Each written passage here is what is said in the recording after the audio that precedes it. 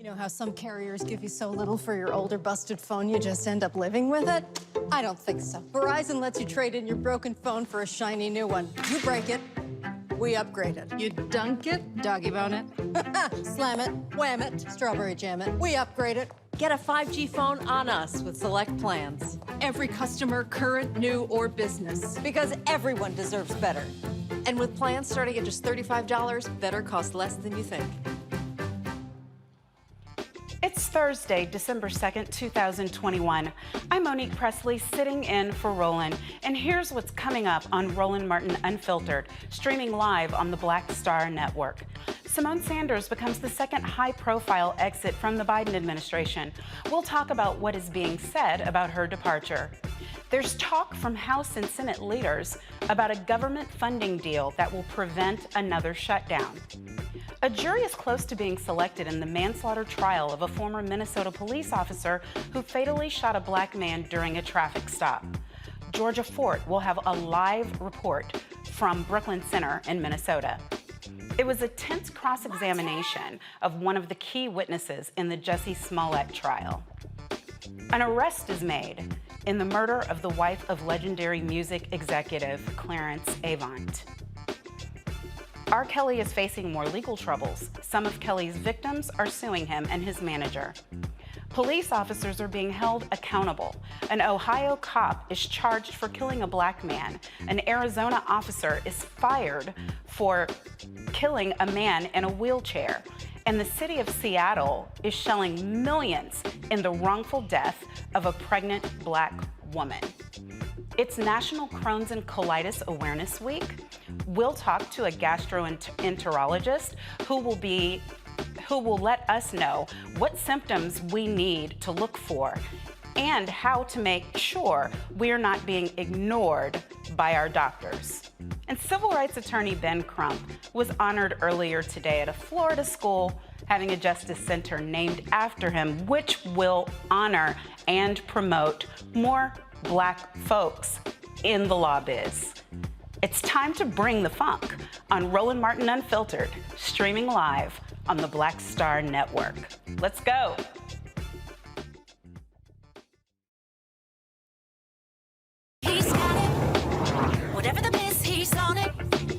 Whatever it is, he's got the scoop, the fact, the find. And when it breaks, he's right on time and it's rolling. Best believe he's knowing. Putting it down from sports to news to politics. With entertainment just for kicks, he's rolling. It's on go, roll, roll, y'all. It's Roland Martin, yeah. Rolling with Roland now. He's funk, he's fresh, he's real, the best, you know he's Roland Martin now.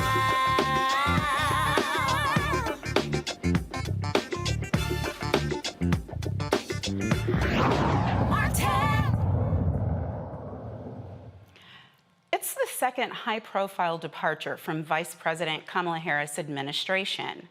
Chief spokesperson and senior advisor Symone Sanders will be leaving her post at the end of the year.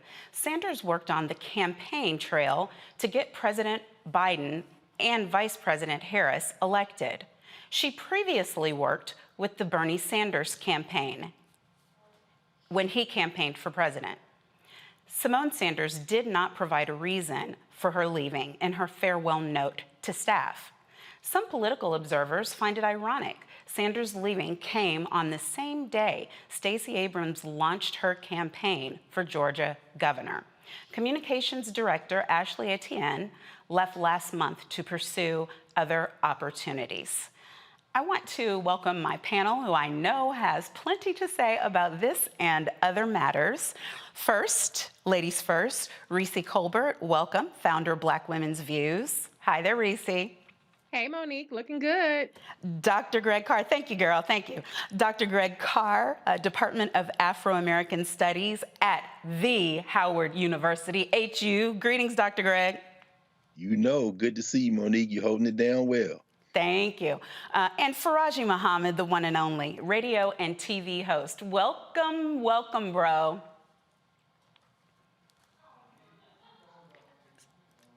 So what in the world is happening? Reese. Well, I think this is much ado about nothing. I think Symone Sanders is incredibly talented and certainly in high demand in whatever she decides that she wants to pursue. She's had a very long, grueling last couple of years. The campaigns are relentless. They require a lot of travel, a lot of dedication, long nights.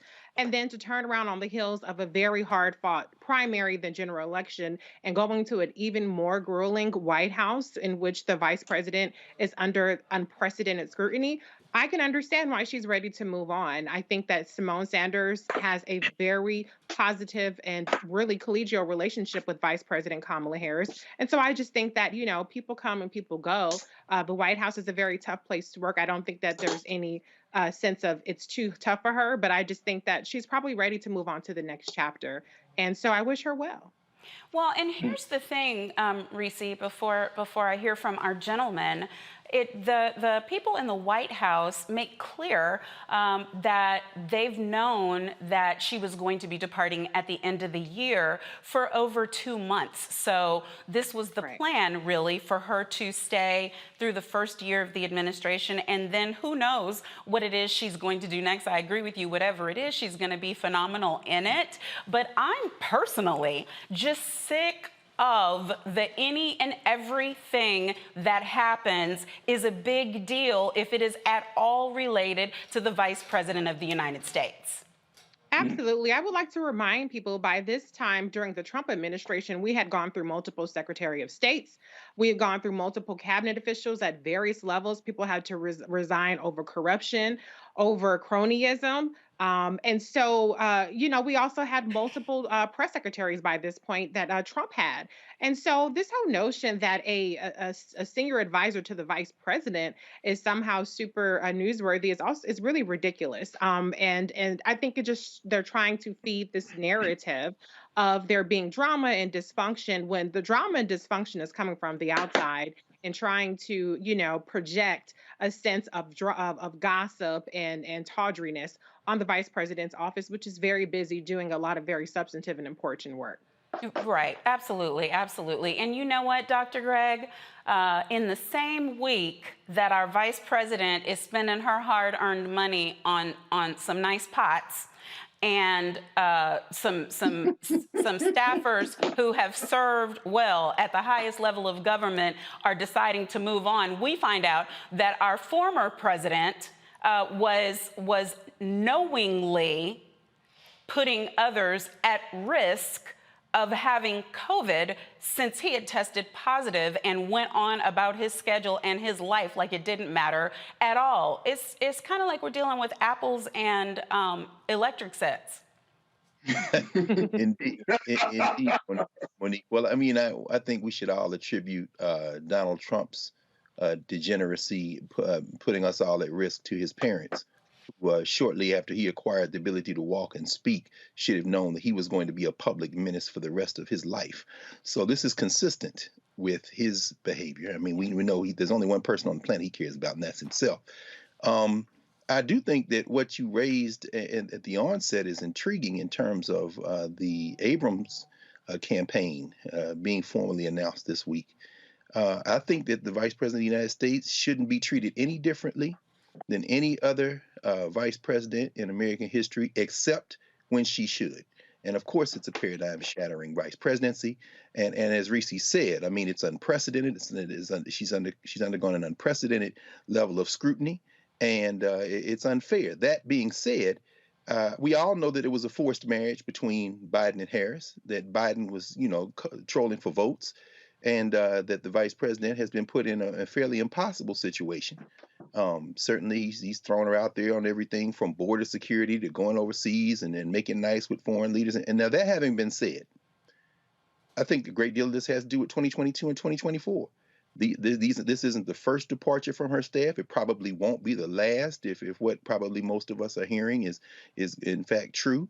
And I think that, the Biden administration and the Democratic Party generally finally have proven themselves to date ill-equipped and unable and unwilling to fight these white nationalists.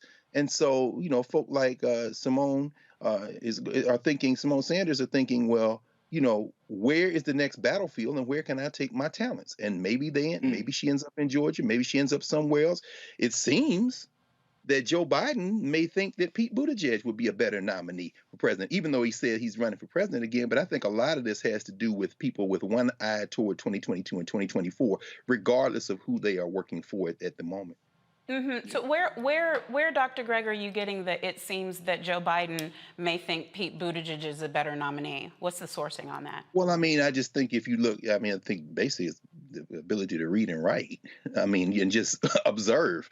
I mean, you see with the infrastructure deal. I can read, I can write, I can observe. Right. I'm not thinking that President Biden. I'm not inferring that. I don't see those signs, except for the trolls and the newspaper organizations, the media, who are saying that the young white boy, the young white gay boy, is going to leapfrog over the black girl. I mean, and that's the way they're couching it, as disrespectfully as that. So I know that they're trying to send those messages, but I don't see any real signs of that in terms of the things they're responsible for, because I see a vice president doing her job and I see a secretary doing his job. And I think they're both doing their jobs well. Well, there's reality and there's perception of reality. And we know that in American politics, the latter is what controls, not the former. So regardless of how they are performing, and I'm not one who spends a lot of time sifting through social media trolls, certainly what you have said is, in fact, what I've observed as well, which is that the commercial white-facing media has indeed been pushing Pete Buttigieg very hard.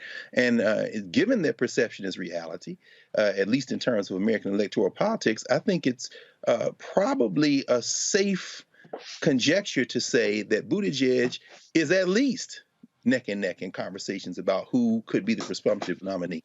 And as far as any of us can tell, since the current vice president, hasn't been able to, didn't win the primary last time, the idea that she would win or be the presumptive nominee this time may be more rhetorical, in fact, than anything else. So, I mean, I think we're all engaged in conjecture at this point, wouldn't you say? No. No, I mean, I can name quickly 7 vice presidents who ran and did not win and then became the nominee. So I don't. 7 black women? I don't know. Well, no, we don't have another black woman to point to. So we obviously are in an uphill battle all the way, which is why anytime this comes up, I'm going to push back because she does deserve the distinction that goes with the hardness of the gate that she's having to break through and push open. But Faraji, on any and all of these things, what's your thoughts, bro? Real quick, I mean, I think there are a couple of things. One is the big issue of whether Kamala Harris has what it takes to become the president. I mean, there's talk right now that President Biden is not going to be, mentally fit to run another term, to give another 4 years to the country. That's going to put Kamala Harris in a lot and back into the spotlight. And I think that this exit with no full explanation, Monique, is a big deal. I mean, from Symone Sanders, this is, if she were to say, I'm leaving because there are new opportunities, or I'm leaving because I want to spend time with my family or something like that, that would be one thing. But for her to leave without any explanation, it opens the door for a lot of speculation. It opens the door for rumors and innuendos. It just opens the door for things that may not be true, but because of the optics of the situation, the timing of this departure, it doesn't bode well for the Democratic Party. Symone Sanders is a very bright sister. She has, I mean, of course, she knows she's worked with Kamala Harris. She knows she worked with Bernie Sanders. And I mean, she has the know-how, she has the knowledge, the experience, she has the network, the resources to really make some inroads for the Democratic Party. And so right now, it's not a good look. And especially when that conversation is like, we're going to leave at the end of the year. We're going into a major election year for the midterm elections in 22. You got one of the stars of the Democratic Party saying, I'm calling it quits. People are saying that the vice president's office is in quote unquote disarray.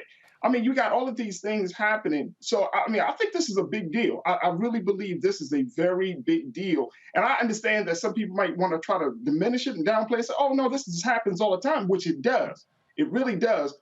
But the timing of everything is the thing that opens up the timing, and the fact that she didn't say exactly why she decided to leave.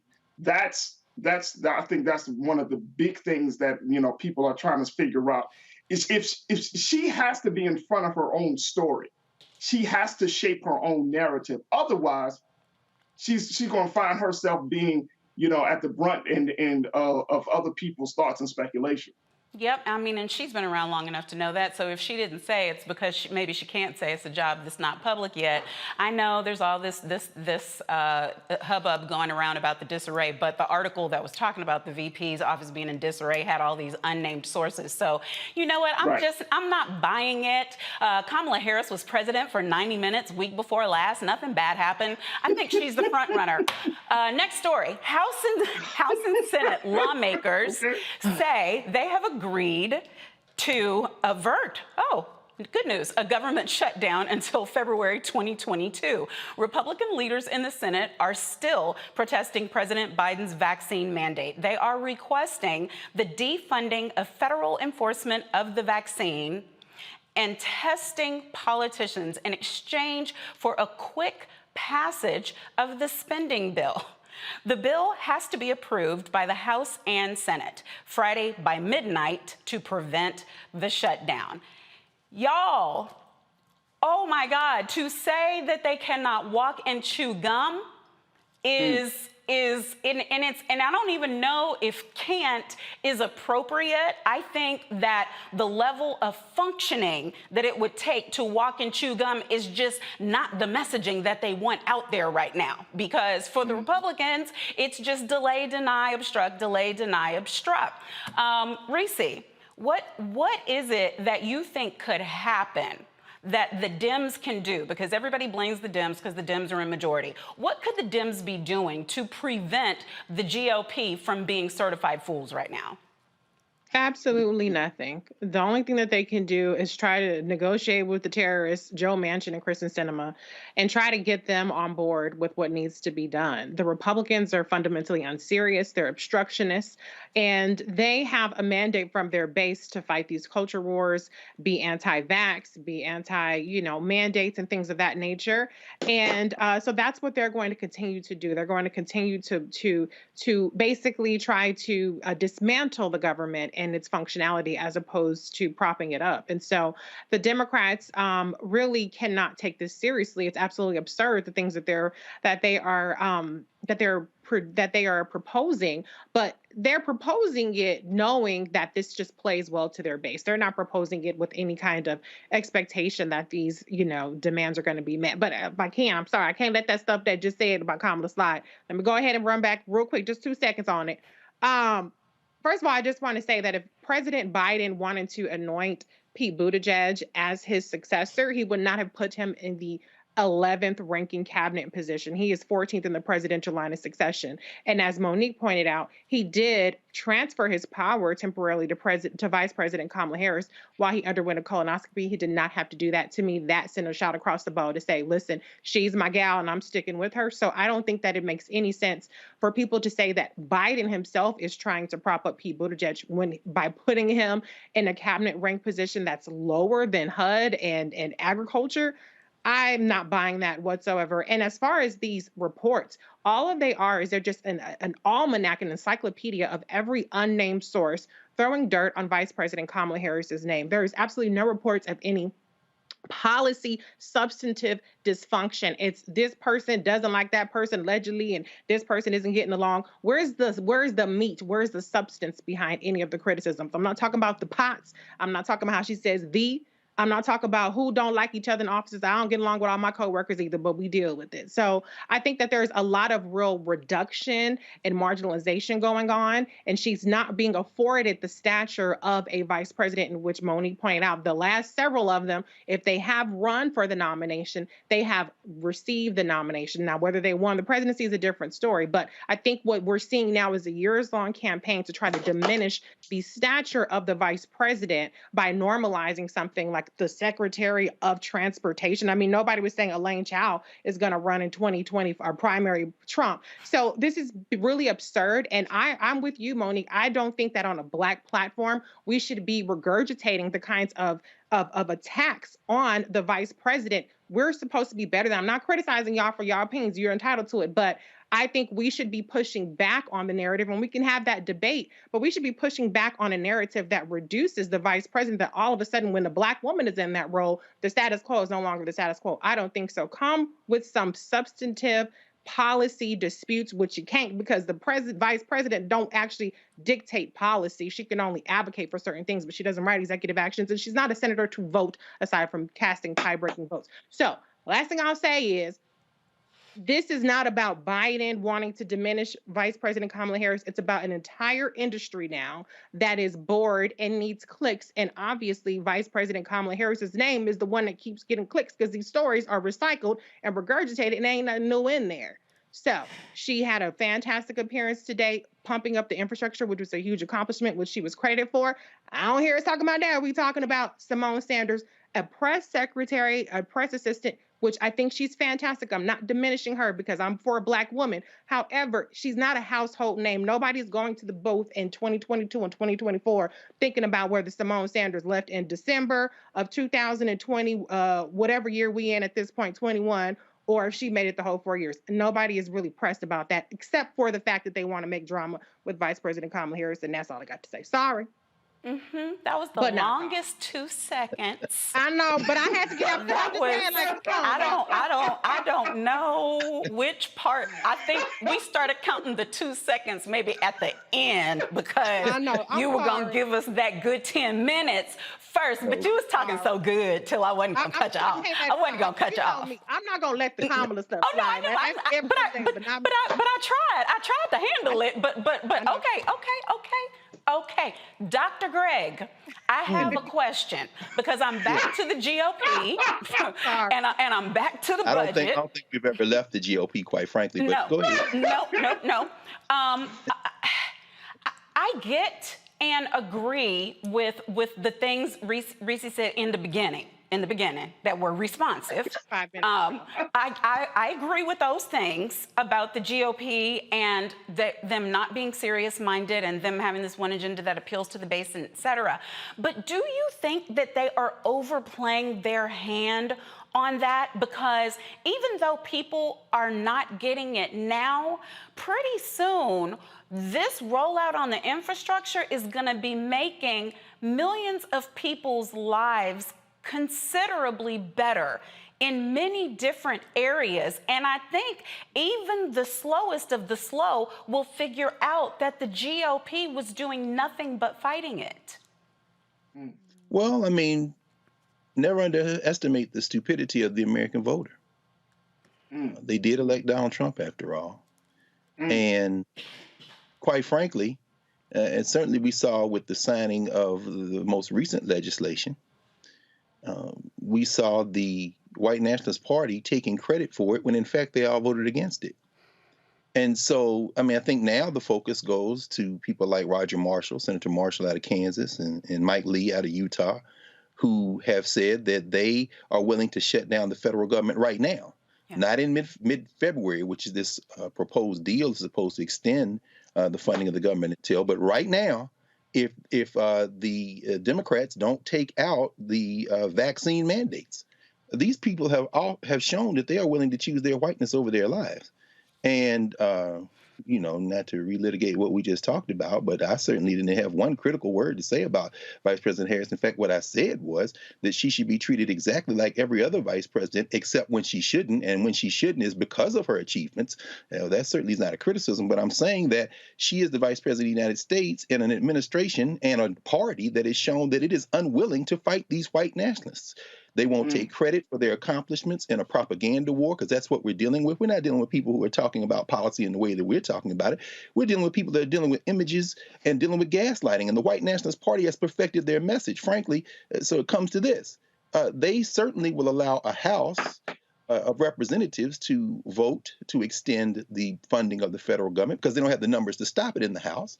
And then they will do what they have done, as Rizzi just said, every other time, obstruct in the Senate. And Lee and Marshall have already said, take those mandate vaccines out. And with Omicron, shout out to the South African scientists who discovered it as it came into South Africa from Europe. But as that Omicron virus continues, and now we're in the holiday seasons, they have shown that they are willing to put us all at risk. And if they are going to extend, let's say they vote, and it does continue the funding of the government till mid-February. What does mid-February do? It gets us past the holiday season, and it allows the government to run out of money just as the primaries are ramping up. They know exactly what they're doing. And Joe Biden knows too. As far as I'm concerned, Joe Biden has been cutting his own throat, which means all of our throats, and that would include the throat of the sitting vice president, by not fighting these people on the grounds they're fighting with. I don't give a damn if you talk to Mitch McConnell. Did you talk to Lee? Did you talk to Marshall? Because I'll tell you who did. McConnell. This is all theater. They're going to do what they've done every other time. Yeah. Right. No, and I understand. I think we're going to be betwixt and between budget and VP for a minute. I understand to the first part of what you said that you did not say anything negative about the vice president. I would just offer for your attention and for Brother Faraji's and for whoever else is watching right now, all y'all, it's more insidious than that. The plan to undermine the leadership of the first Black woman vice president is not a direct attack because they can't. They put out the they said and they think and disarray and shambles and uncertain and that it's a fait accompli that she's unelectable. They put all those things out there, and then we, if we are not vigilant, do their work in spreading it. So the reason why I pushed back and asked for sourcing is because I will not be their stool. Now, Faraji, thoughts? Yes. Yeah, real quick. I mean, I think a couple of things. One is, if you got a GOP that's willing to go to war about, funding the United States government, keeping the government running up and running over the next few months, and they're like, let's go to war because of this vaccine mandate. I mean, this is a very dangerous place for us to be in this country. This GOP party, and I'm with Dr. Carl on this, is that they played this political theater before. but it's getting to be very, very old because people don't, I mean, we can have these conversations.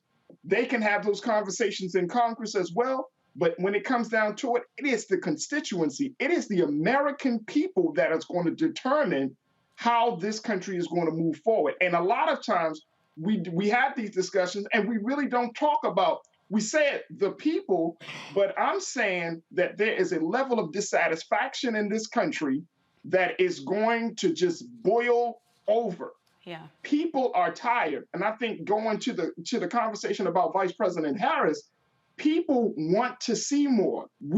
It's like there was, and I mean, y'all can fight me, y'all can debate me, but there was great disappointment with President Obama because it was under President Obama as we had all of these police killings and shootings that we didn't see enough.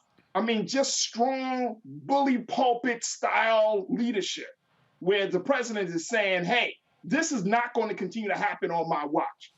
And I think that's part of what we're seeing that with Vice President Harris. I don't know, that may be stirred up by the media, but I think that just Black people in general, we're just tired. We're sick and tired of constantly having our people in these positions and then at the same time not using the power of their office, not using the power of their influence, not using the power of their word. I mean, to really just steamroll. And I'm with Dr. Carr on this piece, with that if you don't fight white nationalism and stop playing games and saying we're going to work across the aisle and create this bipartisanship, if you don't just call it out for what it is, without being so afraid to tell the truth, without being so afraid that you're going to lose votes, without being so afraid that you're going to lose quote unquote friends across the aisle to get things done. This country is suffering because of lies. This country is suffering because the American people are being constantly, we just get all these delusions. We hear from the government that all is well, things are progressing, we are making strides. But it's not, that situation is not being realized in the lives of people every day. This country is struggling. The wealth disparity is real. The education disparity is real. Healthcare is eroding each and every day because of these medical companies and big pharma. I mean, we can go down the list. Hell, gas is even up. Gas is and the president had to go off on the gas companies saying that there must be some illegal behavior happening behind the scenes that causing gas prices. The American people are tired. How long do you think that, I don't care whether you're talking about McConnell, Marshall, whoever, how long do the people that represent us, quote unquote, how long do you think do they really think about us to the point where they say, you know what, if we don't start doing something different, they may rise up against us.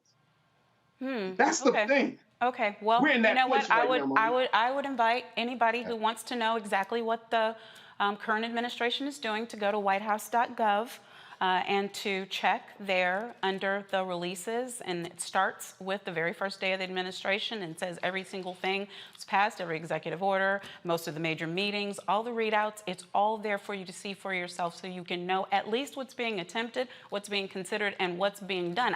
Me personally, though, Faraji, am not yet tired of having Black folks in these offices. We've only had one Black president, and now we have one Black vice president. So, I mean, we ought to at least get a few more before we just go back to electing white folks. But we've got to take a break. So coming up, we will get the latest from the Brooklyn Center, Minnesota, where former police officer Kimberly Potter is on trial for killing Dante Wright during a traffic stop. Journalist Georgia Fort has been in court during jury selection.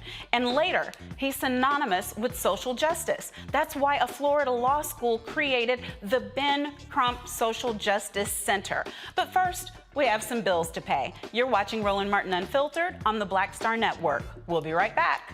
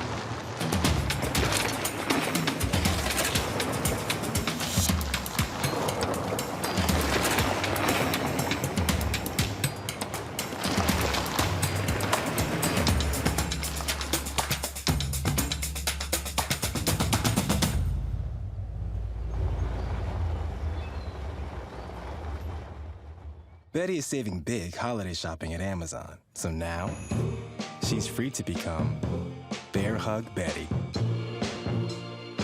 Settle in, kids. You'll be there a while. Ooh, where you going?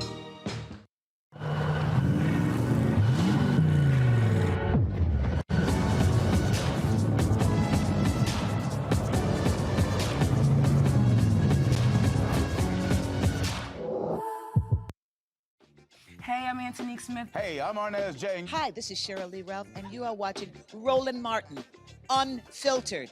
I mean, could it be any other way? Really? It's Roland Martin.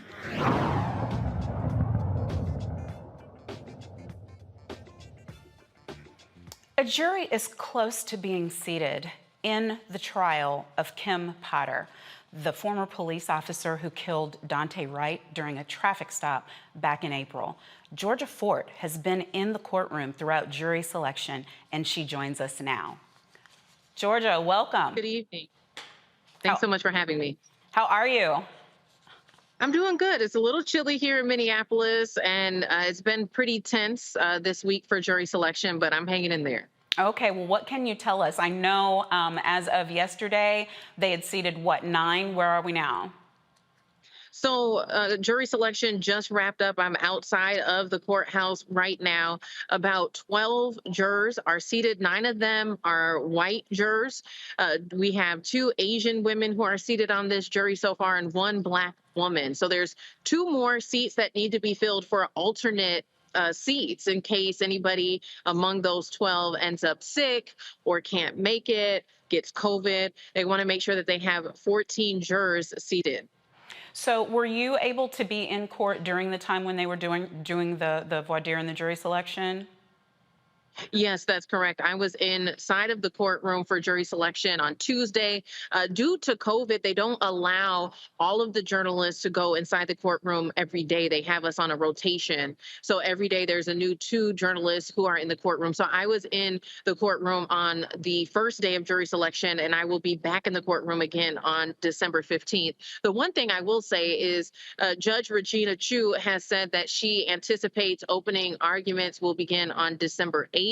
She's really hoping that this trial will wrap up by Christmas Eve, and she's promised jurors that if it doesn't, she'll give them Christmas Day off at least. But because jury selection is moving along so quickly, they might be able to start this trial a little bit sooner. Some of the concerns that I had when I was observing inside of the courtroom was the defense attorney used the names of 2 of the jurors who are in fact seated on this jury. And so the concern of their identity being disclosed in such a high profile case, you know, these individuals, at least one of them has already been bombarded by media, has already received phone calls, has already received trolls on his social media pages. And that's all because defense attorney Earl Gray not only used his last name, but asked him, where do you work at? Started asking him about the tour he was on with his rock band, asked him the name of his rock band, all of these specifics to be able to identify him. And so it just took a quick Google search for people who are watching the trial to find out who he was. And so what my biggest concern is with that is, let's fast forward and Kimberly Potter is found guilty. Could the defense use that in terms of like leverage to get a mistrial, you know? But obviously that was something that the defense attorney brought on. So it will be up to the judge on how they view that information. But it definitely is cause for concern. Well, I mean, if the defense attorney is who's doing it, then I don't know how they would use it for a mistrial. He was allowed to go further than it seems like you're saying was comfortable for many people. But you know, as a defense attorney, I'm like, you got to do what you got to do for your client. I need the information. Got to climb under the rocks when I can. But did you notice, were there other jurors of color who were eliminated for one reason or another? And were there any issues such as Batson challenges and things like that? Well, the prosecution so far has used all of their strikes. There was one African American male who excused himself. He actually did not want to serve. He was concerned about his safety, he said he worked inside of a jail. He was concerned about his wife's health. And so they allowed him to not serve. He was excused for cause. But, you know, what was really interesting as well is that Kimberly Potter is going to be testifying in contrast to what we saw in the Derek Chauvin trial. He didn't testify. She has said that she's going to take the stand. So people are really curious about what she's going to say. Another thing that came up a lot, if you were following along with the jury selection, is just how polarized people's answers are. The jury questionnaire, there's 80 questions on there. It's several pages, but some of those questions include: how favorable are you of Black Lives Matter? How favorable are you of Blue Lives Matter? And so you get people, jurors, potential jurors, who are up there who are attacking Daunte Wright's character. They're assassinating his character as though he's the one who is on trial. And so that was especially hard to listen to. You have individuals who get up there and well, I read this, I heard, you know, he was involved in a shooting, all of these negative comments, and they're saying that causes them to be impartial, and that they would have to consider that information while judging the criminal act that Kimberly Potter is charged with. So, you know, there's so many layers, but a lot of those racial undertones are already surfacing, and the trial hasn't even started yet. This is just jury selection. So what is the climate like outside of the courthouse? Are you seeing people who are making their voices heard? Oh, absolutely. We did on the first day. However, tonight is pretty quiet, and I think a lot of that has to do with what happened on the first day. As soon as I stepped outside of the courtroom, there was a pretty large protest out here, hundreds of people in the streets, and shortly after I stepped out of the courtroom, there was a vehicle that just drove straight into the crowd. As of now, we're not hearing of any injuries being reported, but the Minneapolis Police Department has responded because individuals got his driver's license plate number, passed it off to authorities, and police say that they're not even going to bother looking for him because the protest was not a permitted protest. And so when you think about this happening here in Minneapolis, which was the epicenter of a global uprising for police accountability, and then this happening also 2 weeks after Rittenhouse was found not guilty, and everybody was saying that the not guilty verdict in the Rittenhouse trial was going to be a signal to all of these white supremacists and encourage them really to attack Black Lives Matter protests. And so, you know, to see that happen on the first day of jury selection was really frightening, to say the least. And so I'm kind of not shocked that not a lot of people are out here because they're concerned for their own safety. And I even believe if there is a clip, I would like to show the viewers today just how horrifying that experience was for protesters on Tuesday. Yeah. And we're rolling it right now, so they're seeing it as you speak. Absolutely. Well, we really appreciate the work that you're doing and keeping us minute by minute up on everything that's going on in the trial. Thanks so much for joining us with the update. Thank you. Thank you. It is time for a quick break. Roland Martin Unfiltered will be right back. You're watching the Black Star Network. Stay tuned. Are the stars out tonight?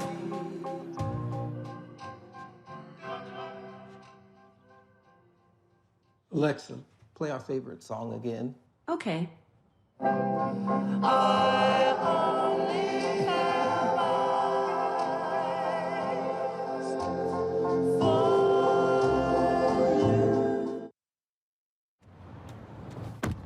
Oh, that spin class was brutal. Well, you can try using the Buick's massaging seat. Oh, yeah, that's nice.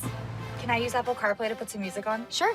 It's wireless. Pick something we all like. Okay, hold on. What's your Buick's Wi-Fi password? Buick Envision 2021. Oh, you should pick something stronger. That's really predictable. That's a really tight spot. Don't worry. I used to hate parallel parking. Me too. Hey. Really outdid yourself. Yes, we did. The all-new Buick Envision, an SUV built around you, all of you. Once upon a time, there lived a princess with really long hair who was waiting for a prince to come save her. But really, who has time for that? Let's go. Feeling myself. I'm feeling She ordered herself a ladder with Prime one-day delivery, and she was out of there. I want some hood girls looking back at it and a good girl in my tax bracket. Now, her hairdressing empire is killing it. And the prince, well, who cares? Prime changed everything. Hey everybody, it's your girl Lunel. So what's up? This is your boy Earthquake. Hi, I'm Chaley Rose, and you're watching Roland Martin Unfiltered.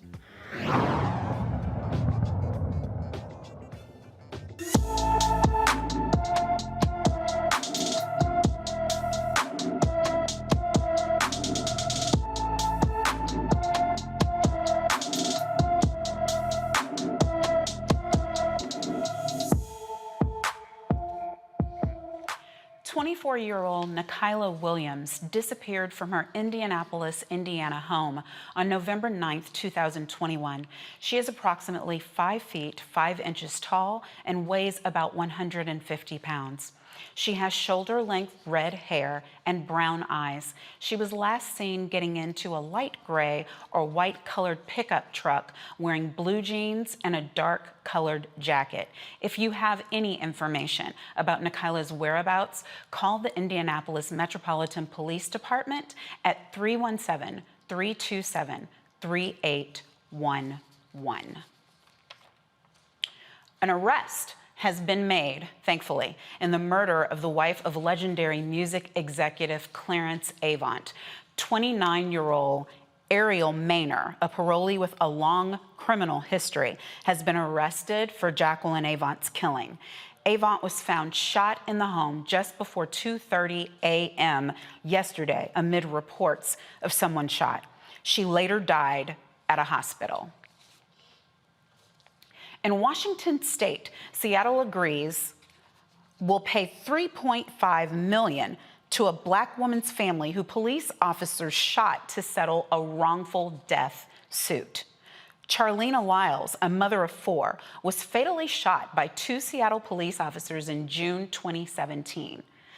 2 Seattle police officers responded to Lyles' apartment after calling 911 to report a burglary. Evidence at the scene pointed to a staged burglary, and according to the officers, she suddenly attacked them. I can't find it. There we go, with 1 or 2 knives, and they fatally shot her in the cramped confines of her kitchen.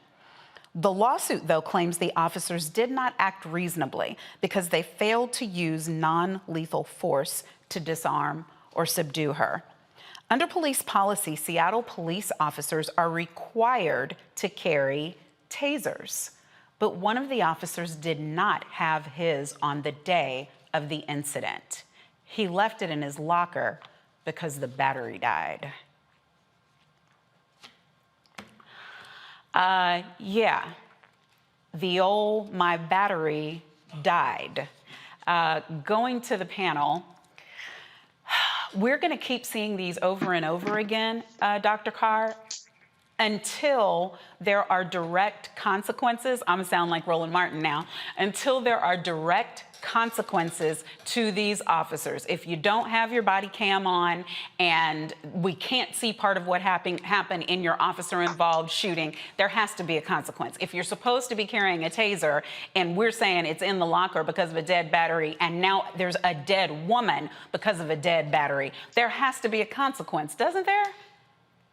Well, I mean, you tell the rest of us, sis, since you know about this better than most of us, having waged war in these courtrooms. At the end of the day, when we think about what a reasonableness standard is, reasonable use of force, reasonable action in the face of something like a traffic stop, or you name the range, we can't be in each other's heads, but we should be able to establish a basic level of decent human contact. So, I mean, listening to you and Sister Georgia talk there, I was monitoring some of the jury selection through another attorney there from Minneapolis, Angie Porter, and she noted with juror 55, who was the last of the 12 jurors to be seated today, a white man, a Navy vet, who said he has been tased before. I think that, and I'll use what attorney Porter said. He might be a stealth juror on that bench in the jury box, because he is a white man. He is a United States military veteran, but he has been tased, and he will understand that a police officer like Kim Porter, who reached and yelled taser, taser, taser, and then discharged her weapon, he's not going to buy that she mistakenly pulled the gun instead of the taser because she was a veteran. And so in Seattle, we see something similar. This guy is on paid, protected, cleared leave for basically hunting. As we heard from Sherlina Lyles' cousin, Katherine Johnson, who thanked the people for being in the streets to protest, this isn't enough. You've got to punish these people. Settlements aren't enough. Her own son said, the $3 million, okay, but that doesn't bring my mom back. We've got to attack this reasonableness standard, and you'd have to tell the rest of us, quite frankly, sis, how do you get into a jury box or the mind of a judge and extract out that notion that somehow it is reasonable to kill somebody? I don't know. I don't have a good answer. Right. Well, I mean, but Greg, you're not saying that there aren't any circumstances in which deadly force is necessary? I'm saying anytime we live in a country where you can strike jurors, and there was a Batson challenge today for a young Asian American potential juror who was a law student. And we both know that law students typically don't get on juries, but the Batson challenge was based on her race, and there are apparently 2 other Asian Americans who are on the jury, so that first prong wasn't satisfied. But what I am saying is that you shouldn't answer a jury questionnaire and be struck from a jury for cause simply because you said that you attended a protest against police brutality, or you said something like, I think there are situations where the police are wrong. How does that become prejudicial, except in a society where the police cannot be wrong, as almost as a matter of law? And I think that is what we have to address. I'm not saying it's never warranted, of course not, but I'm saying that the presumption is when they shoot that it's a good shoot. And the rebut to that presumption is so almost astronomically impossible a standard to meet that it creates the situation where the police are converted into hunters. And I don't know how we deal with that as a matter of the legal universe, not case by case examples, but the structural notion of policing in this country. Yeah, well, I mean, there are going to have to be some codified changes in the law for us to get any real progress on that. You are absolutely right. A settlement does not do anything to change what happens to the next person who's in line to be shot and killed by a police officer. It provides money for a mother who can't bring a child back. And that is the extent of what it does, because most times now the squeeze that it puts on the city does not make them make the types of changes. There have to be equitable remedies, not just financial remedies, in order for the city to understand that the way that they do business has to change. Faraji, your thoughts? It's interesting because I remember hearing your attorney Ben Crump say something that I think will forever stick out in my mind.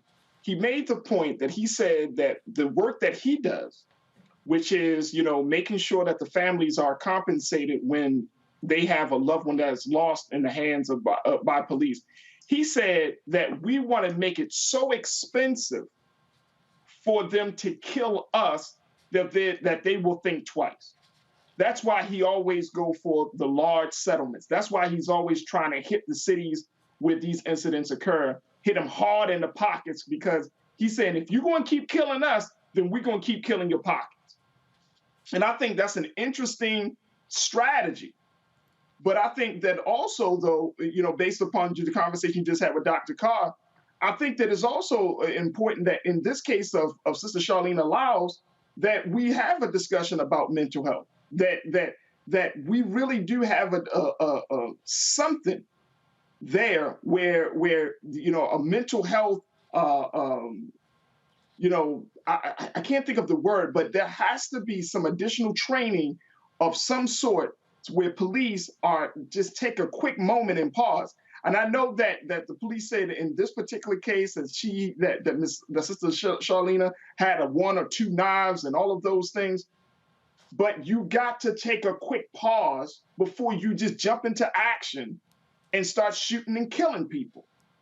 But it does not erase the fact that, yes, okay, this family got $3.5 million, and it might hit the department a little bit, but we have to find the balance between hitting them, killing them in their pockets, but also getting verifiable justice.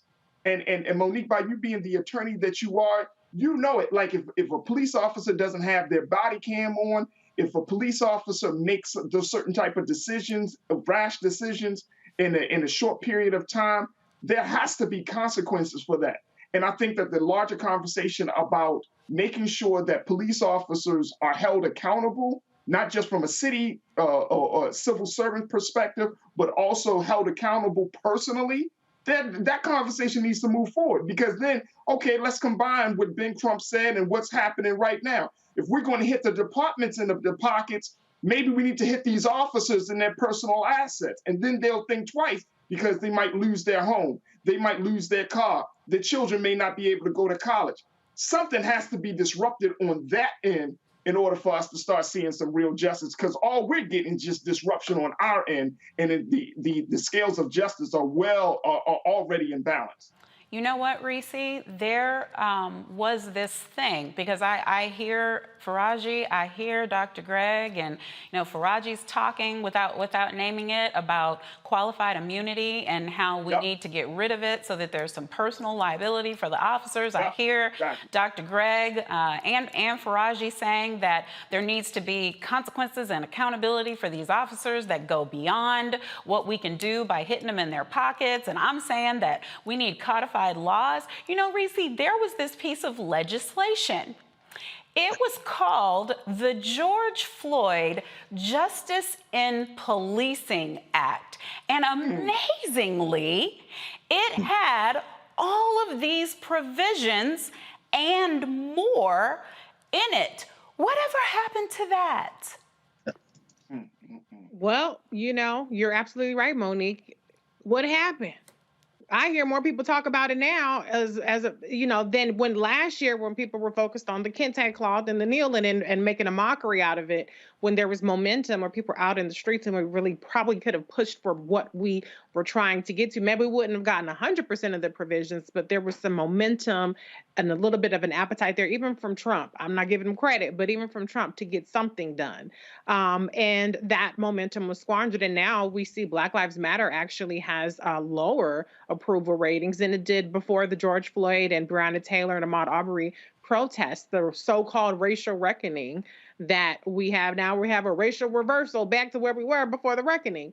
And so, unfortunately, this is going to have to be fought at the local level, at the state level, because I don't think we're going to make any progress at the federal level for that. But the thing that just trips me out, we've talked about multiple stories of Black people being killed by the police in the same week where we had a mass shooter apprehended alive. He has a mugshot. He's not a hashtag. He doesn't have a body bag. His family's not planning a funeral. They at trial court looking for his arraignment. How is it that you can bring home, apprehend mass shooters, white men who are highly weaponed, who have automatic rifles, who have just killed and shot multiple people, but a woman who calls for help, because Charlotte Lyles called for help for a burglary, and she was the one who ended up dead. Was it one knife or was it two knives? You shooting and you don't even know how many wives that you have, how many knives person has. The police expect perfection from people seeking their help, the people they're supposed to preserve and protect, but they get all the latitude. The law gives them all the latitude to make mistakes. Oh, well, he thought it was necessary, thought it was reasonable. He thought he was in fear. there's no margin for the people on the other side of that police gun. And that is what we have to change, because the police should be held to a higher standard than a person who maybe they have mental issues or whatever the situation they're going with. Even if they are in the commission of committing a crime, if they do not pose a lethal danger to you, you should have a higher standard than what the police are being held to. That is the biggest problem that we're having with the way that police are operating. They have all the latitude, the victims do not.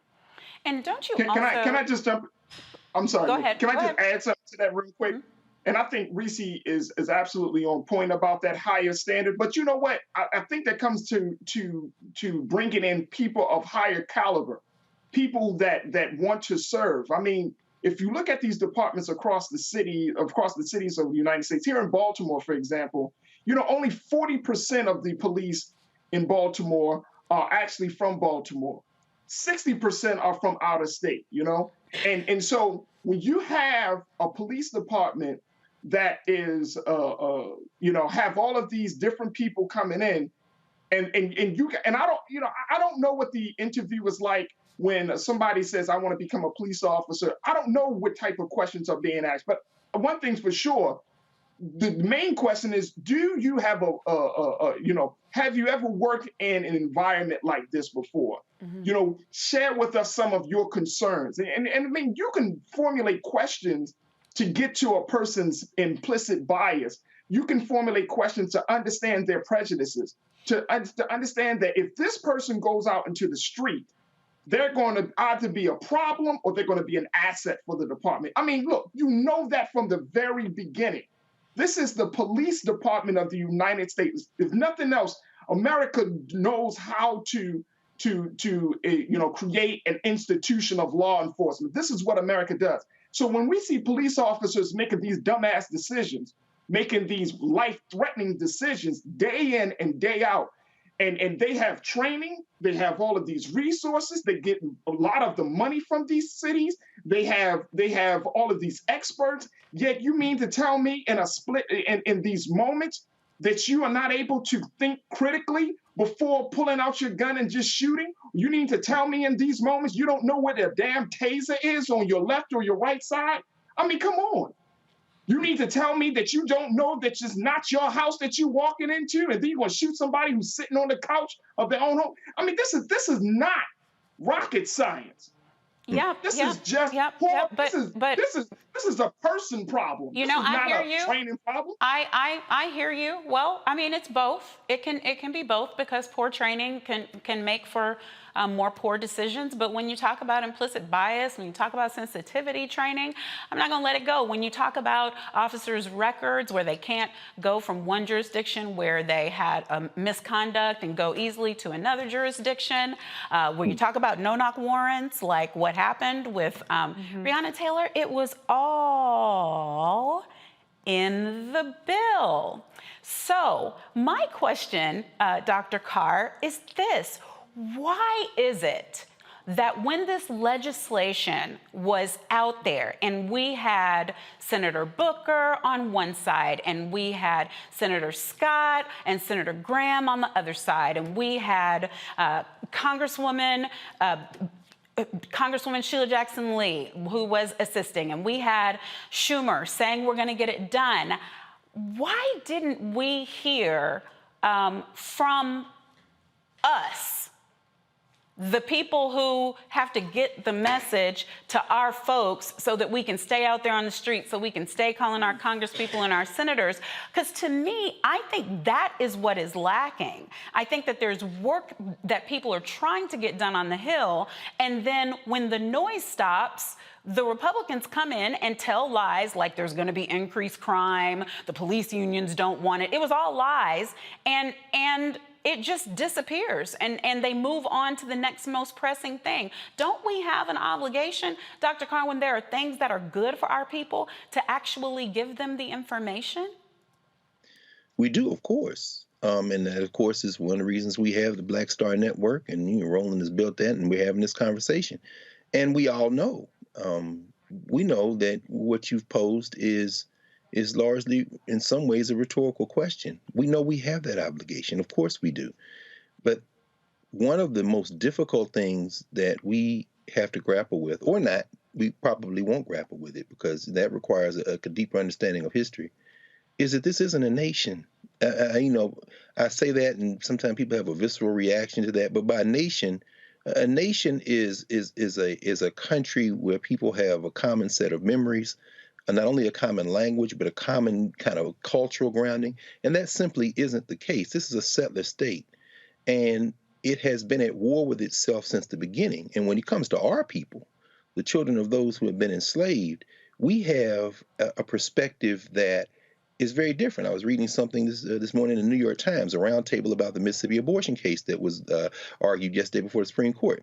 And one of the white women writers in the New York Times said, this will be the first time in my life, if and when, and I think it is a matter of when, they overturn Roe versus Wade, that I, as a white woman, will have lost rights. I will have diminished rights. Yeah. She said, this is in no way comparing, I can't compare myself to Black people in this country, but for the first time, I will experience something that Black people have always experienced in this country. And I think in her making that point, it reveals something that is part of the answer to your question. Until we understand that this is zero-sum warfare, we're not going to make much progress. The argument over the filibuster, every time I hear somebody say the American people, I just start laughing. There is no such thing. The White Nationalist Party, and I include in that white nationalist adjacents like Tim Scott, have made a blood oath vow in the federal legislature. We don't give a damn. And instead of reacting to that, the Democratic Party, by saying we will now abandon a rule that is a Senate rule, not in the Constitution, the filibuster, and make you pass this legislation, the Democratic Party in this country, which makes them, as far as I'm concerned, soft white nationalists as a party, have conceded this war. And guess who's going to be shot in the streets as the result of even an incremental bill like the George Floyd Justice Policing Act? We are. So the answer to your question is we can only continue to do what we're doing and continue to push. But I think we have to be a lot more clear and a lot more honest with our people to help them understand that there is no such thing as the American people. And we are on our own in so many of these policy wars. And we need to stop supporting people who are going to pretend as if there are rules when there aren't any rules in this. This is a street fight, and it's been one for 300 years. Right, and I don't disagree with you. I just don't know what the benefit would be to all of the Black people who are members of the Democratic Party to not push the Democratic Party from within to do the things that you just said need to be done. I mean, we can say that we are on our own, but to me that is also like saying we are not going to get anything done because the things that need to get done cannot get done with us on our own. If we are warring just by ourselves, that is a losing proposition. So I don't know where our alliances are, I guess, because and I understand that the Democratic leadership, right, is largely white, with one huge exception in our vice president. But the people, those of us who are Democrats, and then the larger population who go and vote as Democrats, to me, just really have to require a level of accountability that maybe we don't even know we are entitled to, that we actually do have inalienable rights that we are supposed to be able to place a demand based on. And that is what I don't see. I don't think we can just say ditch it all because they're bad over here and they're bad over there and we got to figure it out on our own. I don't know how that works. Well, let me be clear. That's certainly not what I'm saying. What I'm saying more specifically is, and I think you gave us part of the answer a minute ago. Given the two-party system that we're in, the strategy, it seems to me, certainly at the state and local level, is to pursue the type of what I'm saying is that, informed by this realization that we are on our own, we engage in coalition politics at every level. So I think the part of the answer is the state and local level. So you get this type of hard-hitting, different laws passed at the state and local level, whether it be the DA in Philadelphia, Larry Krasner, whether it be the emerging DAs around the country who are willing to take on the police and de-link prosecutors, whether it be Marilyn Mosby in Baltimore, state's attorney in Maryland. It has to be done through that way. And if we're going to use the party apparatus for the short term, we have to do that. The only other thing I would say is I was speaking more directly of the way this federal system was constructed. And for that, you go back to the Federalist Papers. You go back to James Madison, for example. I mean, when you look at Madison's approach to governance, it was with the idea that these white men, I'm not even talking about white women, these white propertied men are too stupid to be allowed to govern this state. So they set up a Republican form of government, a representative government. And then what ends up happening is you have a federal system where the power to obstruct anything has been farmed out to the states. So we're not saying different things at all. We're saying, we have to engage in a multi-layered war. And at the state and local level, I think that is where we'll see the most effective work. In fact, the last thing I'll say is very interesting. In the state of Georgia, you see Stacey Abrams. I don't think any of us have any doubts that even with this rigged system that these white nationalists are trying to put, first of all, it's not at all clear whether even Brian Kemp will be the nominee. He's going to be primaried by an even more Klan-adjacent guy in Georgia.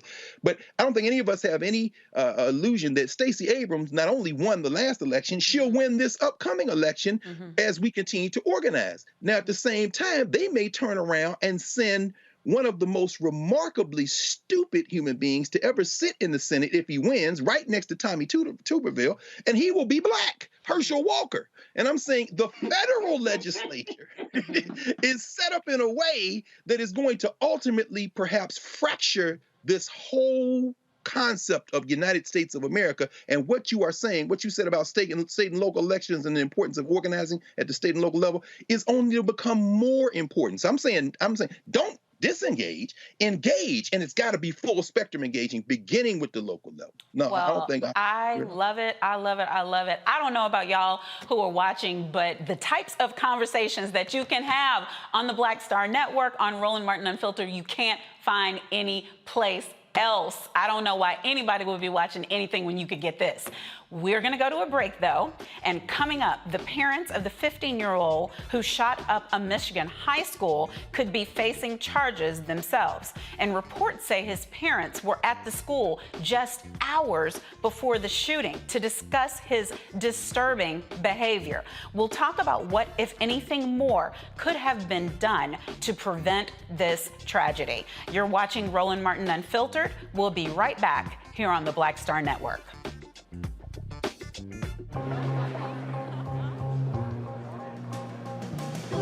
Are the stars out tonight?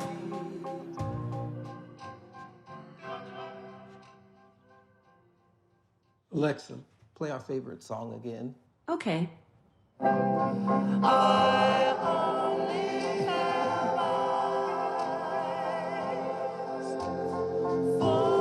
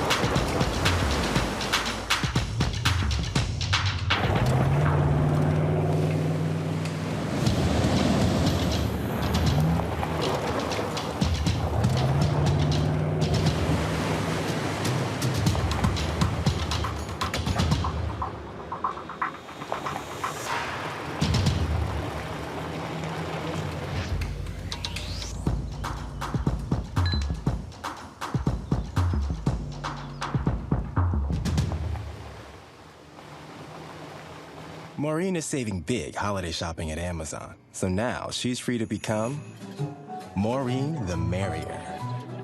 Food is her love language, and she really loves her grandson.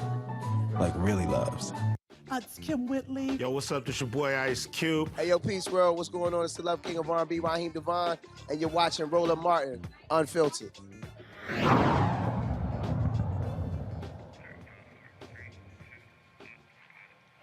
Michigan officials are still trying to find out why 15-year-old Ethan Crumbley went on a violent rampage, killing 4 and injuring 7 at Oxford High School Tuesday. Crumbley, charged as an adult, is facing several charges of terrorism, murder, assault, and possession of a firearm in the commission of a felony. The school administrators met with Crumbley's parents about what his teachers described as disturbing behavior Monday and Tuesday, just hours before the shooting. Evidence from Ethan's journal, cell phone, and social media posts have investigators believing the shooting was a premeditated plan. Video taken the night before the attack shows Crumbley talking about shooting and killing his peers at school. He also boasted about the new gun his dad purchased, which he used during the shooting. There are also reports of an alleged countdown to the shooting and references to the devil on his now deleted media account. The question lies, could this tragedy have been prevented? Reese, I'm going to let you answer that question, but I'm going to say what I think I have said on this show at least 11,000 times.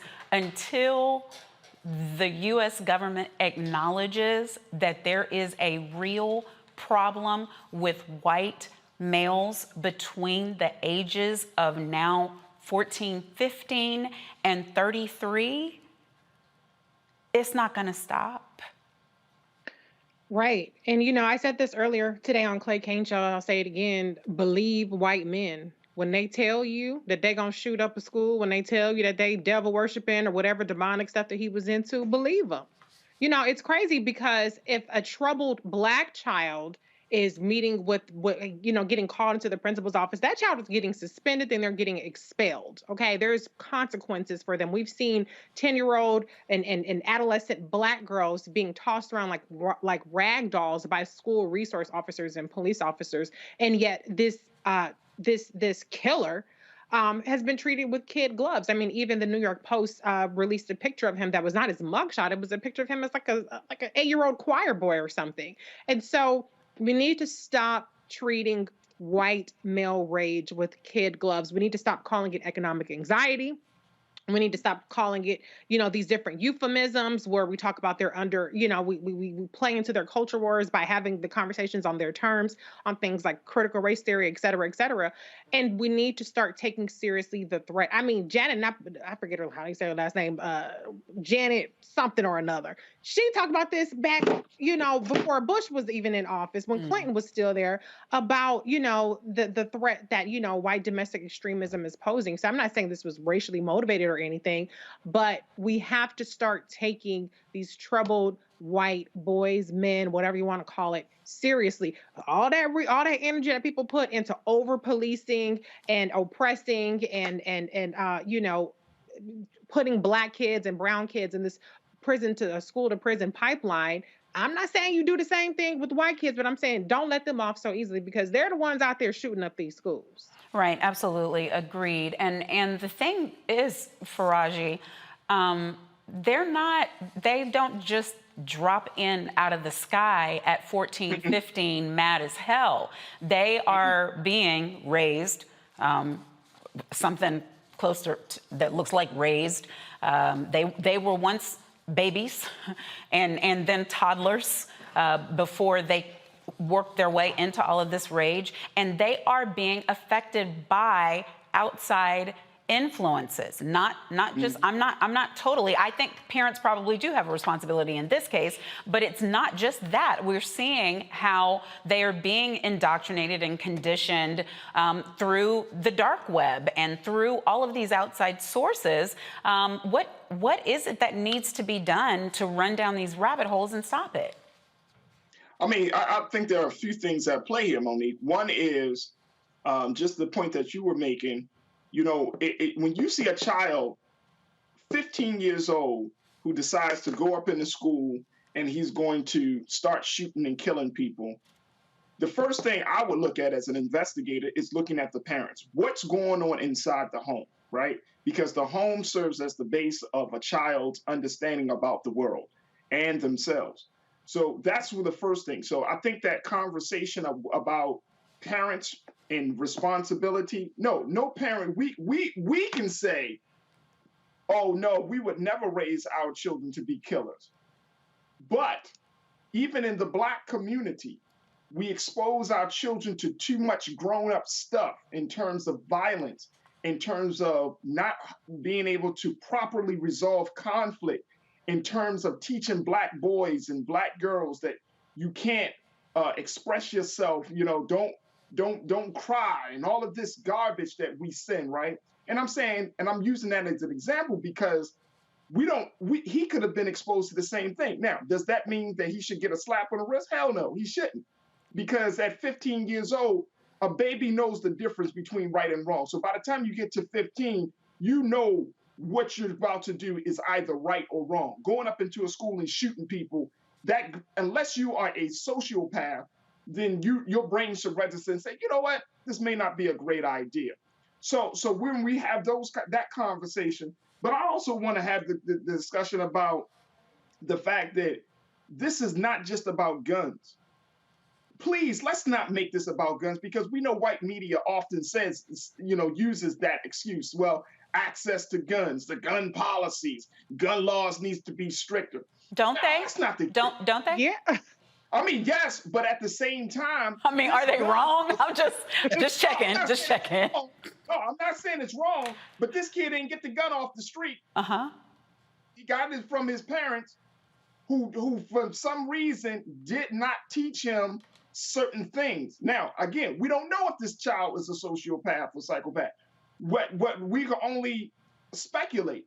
But the point is that let's not let's not get away from the simple fact that he made a choice. This child, just like Rittenhouse, just like all of the other white males that go into, that's a mind thing. And Dr. Carr, I'm sure you can attest to the fact that we see this all the time. And what we're seeing right now is that we're seeing white men and boys who are feeling threatened, who feel like they're losing power, are losing their minds right now. You can take it from President Trump all the way down to this joker. They'll feel like they're losing their minds right now. And so how do they handle that? They only handle that by, I'm gonna shoot and kill somebody. And that's the part of the conversation that we don't want to really have, because we don't really believe that an individual can think like that. But guess what? It happens every day in the Black community too. When you got Black people who say, man, I'm just going to do me. And next thing you know, we shooting and killing each other. That's a mindset. Something is inherently wrong when the human being is at a place or at a thinking where they feel like the only way they can resolve a problem, the only way they can relieve certain type of feelings within them is that they play God and take somebody out like that. Yeah, I hear you. I agree with you.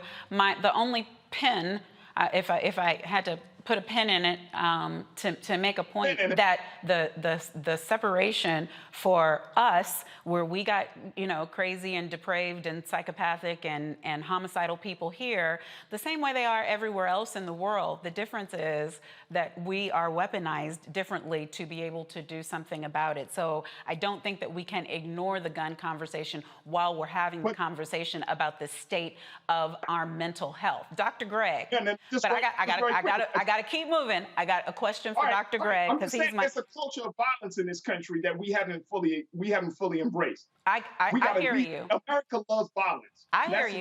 That's why. But I'm still going to Dr. Greg. I hear you, and I'm going to Dr. Greg. Okay. Because I need my senior scholar, because I'm just asking you this question, frankly, Greg, because I want to know your answer. I just want to know what you think about it. And I got my little introductory quick 3 sentences about it before I ask you the question. You have to be 18 to be able to vote, right? And you got to be 21 to be able to drink. Yep. You got to be 18, sometimes 21, and to be able to serve police officer, military, etc. You have to be 18 and over to be able to drive on your own. And the reason why they make these limits, these minimums on age, is because the brain in the adolescent is not fully developed for them to be able to make the mature decisions that are necessary to handle those types of responsibilities. So, my question then is, do you agree or disagree with teens that are 14 and 15 being charged and tried as adults, such as in this case? No, I disagree. Of course, for the reasons you said. And I think it's a I love you, Dr. Greg. Yes. What? Okay. No, I mean, you laid it No, out. it's brave. It's brave and it's bold, because sometimes we fight for the black boys and we don't want them to be tried. And then the white boys come and do this stuff and we're like, throw them under the jail, give them the electric chair. And I'm like, come on, people. What's the policy and what do we believe in? Go ahead. I'm sorry. I'm excited. No, please don't apologize, because I think this is the challenge we have. Again, there is no such thing as an abstract human being. And so that's why I think the conversation we're having, Reese and Faraji and me and you, it's all part of a seamless whole. And I agree, Faraji, what you said. There's a culture of violence. So this isn't happening worldwide. The United States is a gunfighter nation. In other words, the things we worship are violent.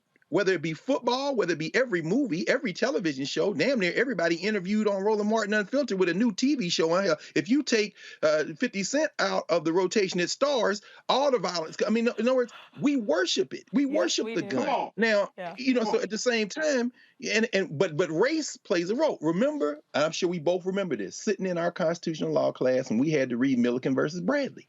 That was a 1974 case where they said the Detroit public schools are segregated, so we're going to loop in 85 surrounding school districts and allow busing into those districts. And Supreme Court struck down the Sixth Circuit and said, you can't do that. Well, Oakland, Michigan is about halfway between Detroit, 40 miles out of Detroit, and just about 40 miles south of a little place called, what's the name of that place? Oh, I can't think of the name of the county right now, but it's the county where, remember this guy, Terry Nichols?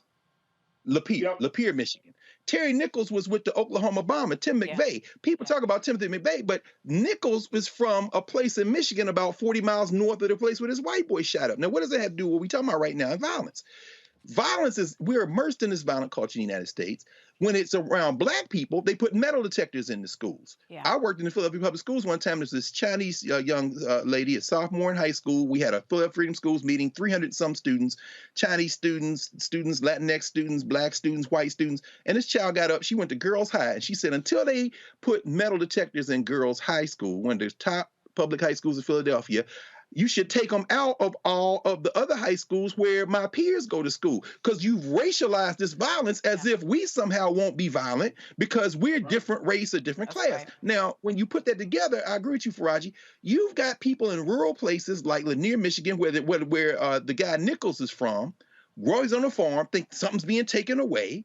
You've got in Detroit kids who are being, assaulting each other, fighting each other, but they're not bringing it to the schools in the same way. And then you got this white boy who feels like probably something's being taken away from him, but he's in an environment where they allow you to take a gun to school, not because they knew about it, but because they put nothing in place to prevent it. So if we're not going to charge him with the death penalty, we shouldn't charge anybody as an adult. We shouldn't charge anybody else as an adult, but we have to address the fact that in this country, which isn't a nation, people have retreated to their corners based in race-stoked fear that has been further weaponized by allowing white children to get away literally with murder, while black children are treated as suspects when they've done nothing except be walking around. The rules aren't the same. So I think that's the ambiguity where we can say no 14-year-old should be charged as an adult, but when you put race, culture, and reality in it, it isn't this abstract 14-year-old. It almost has to be applied differently depending on circumstances. Right. Well, and they have charged him as an adult in this case. But, like I said, sometimes I hear an outcry behind that and sometimes I don't. And I think it should be the same across the board. Oh, we could stay here all day, but we can't. I have to go to a break. There's more to come, obviously, on Roland Martin Unfiltered. Millions of Americans live with Crohn's disease or colitis, and these incurable diseases impact even more family members, friends, co-workers, and others. Coming up, we'll talk to a gastroenterologist who will let us know what symptoms we need to look out for and how to make sure we are not being ignored by our doctors. But first, a quick break from our sponsors, Nissan and Amazon. Stay with us. You're watching Roland Martin Unfiltered on the Black Star Network.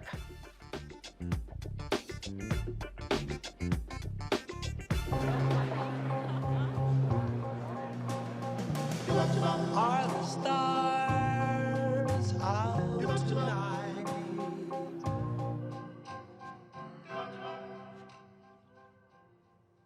Alexa, play our favorite song again. Okay. I only have eyes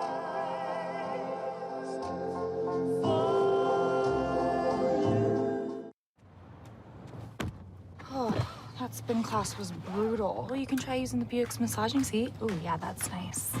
Can I use Apple CarPlay to put some music on? Sure. It's wireless. Pick something we all like. Okay, hold on. What's your Buick's Wi-Fi password? Buick Envision 2021. Oh, you should pick something stronger. That's really predictable. That's a really tight spot. Don't worry. I used to hate parallel parking. Me too. Hey.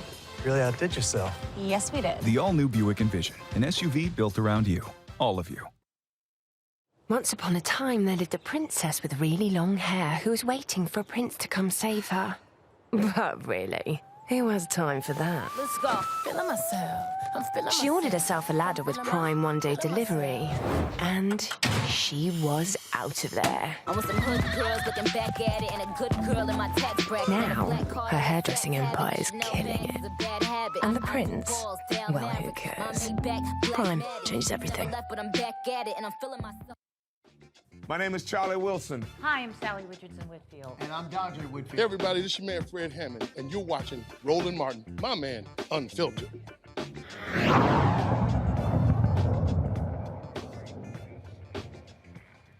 This week is National Crohn's and Colitis Awareness Week.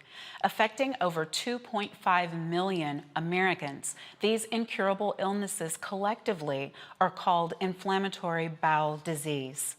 Symptoms include diarrhea, bloody or mucus-filled stool, stomach cramps, and tenderness, but every case is unique.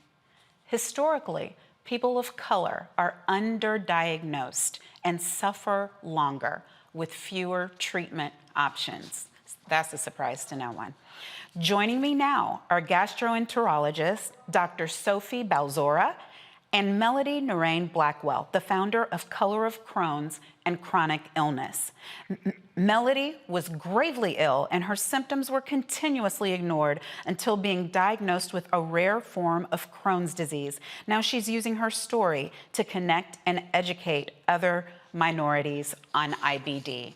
Ladies, thank you so much for joining us to talk about such an important and under-discussed topic. We appreciate you coming on the show. Of course. Thanks for having us. I want to start with Dr. Sophie Balzora.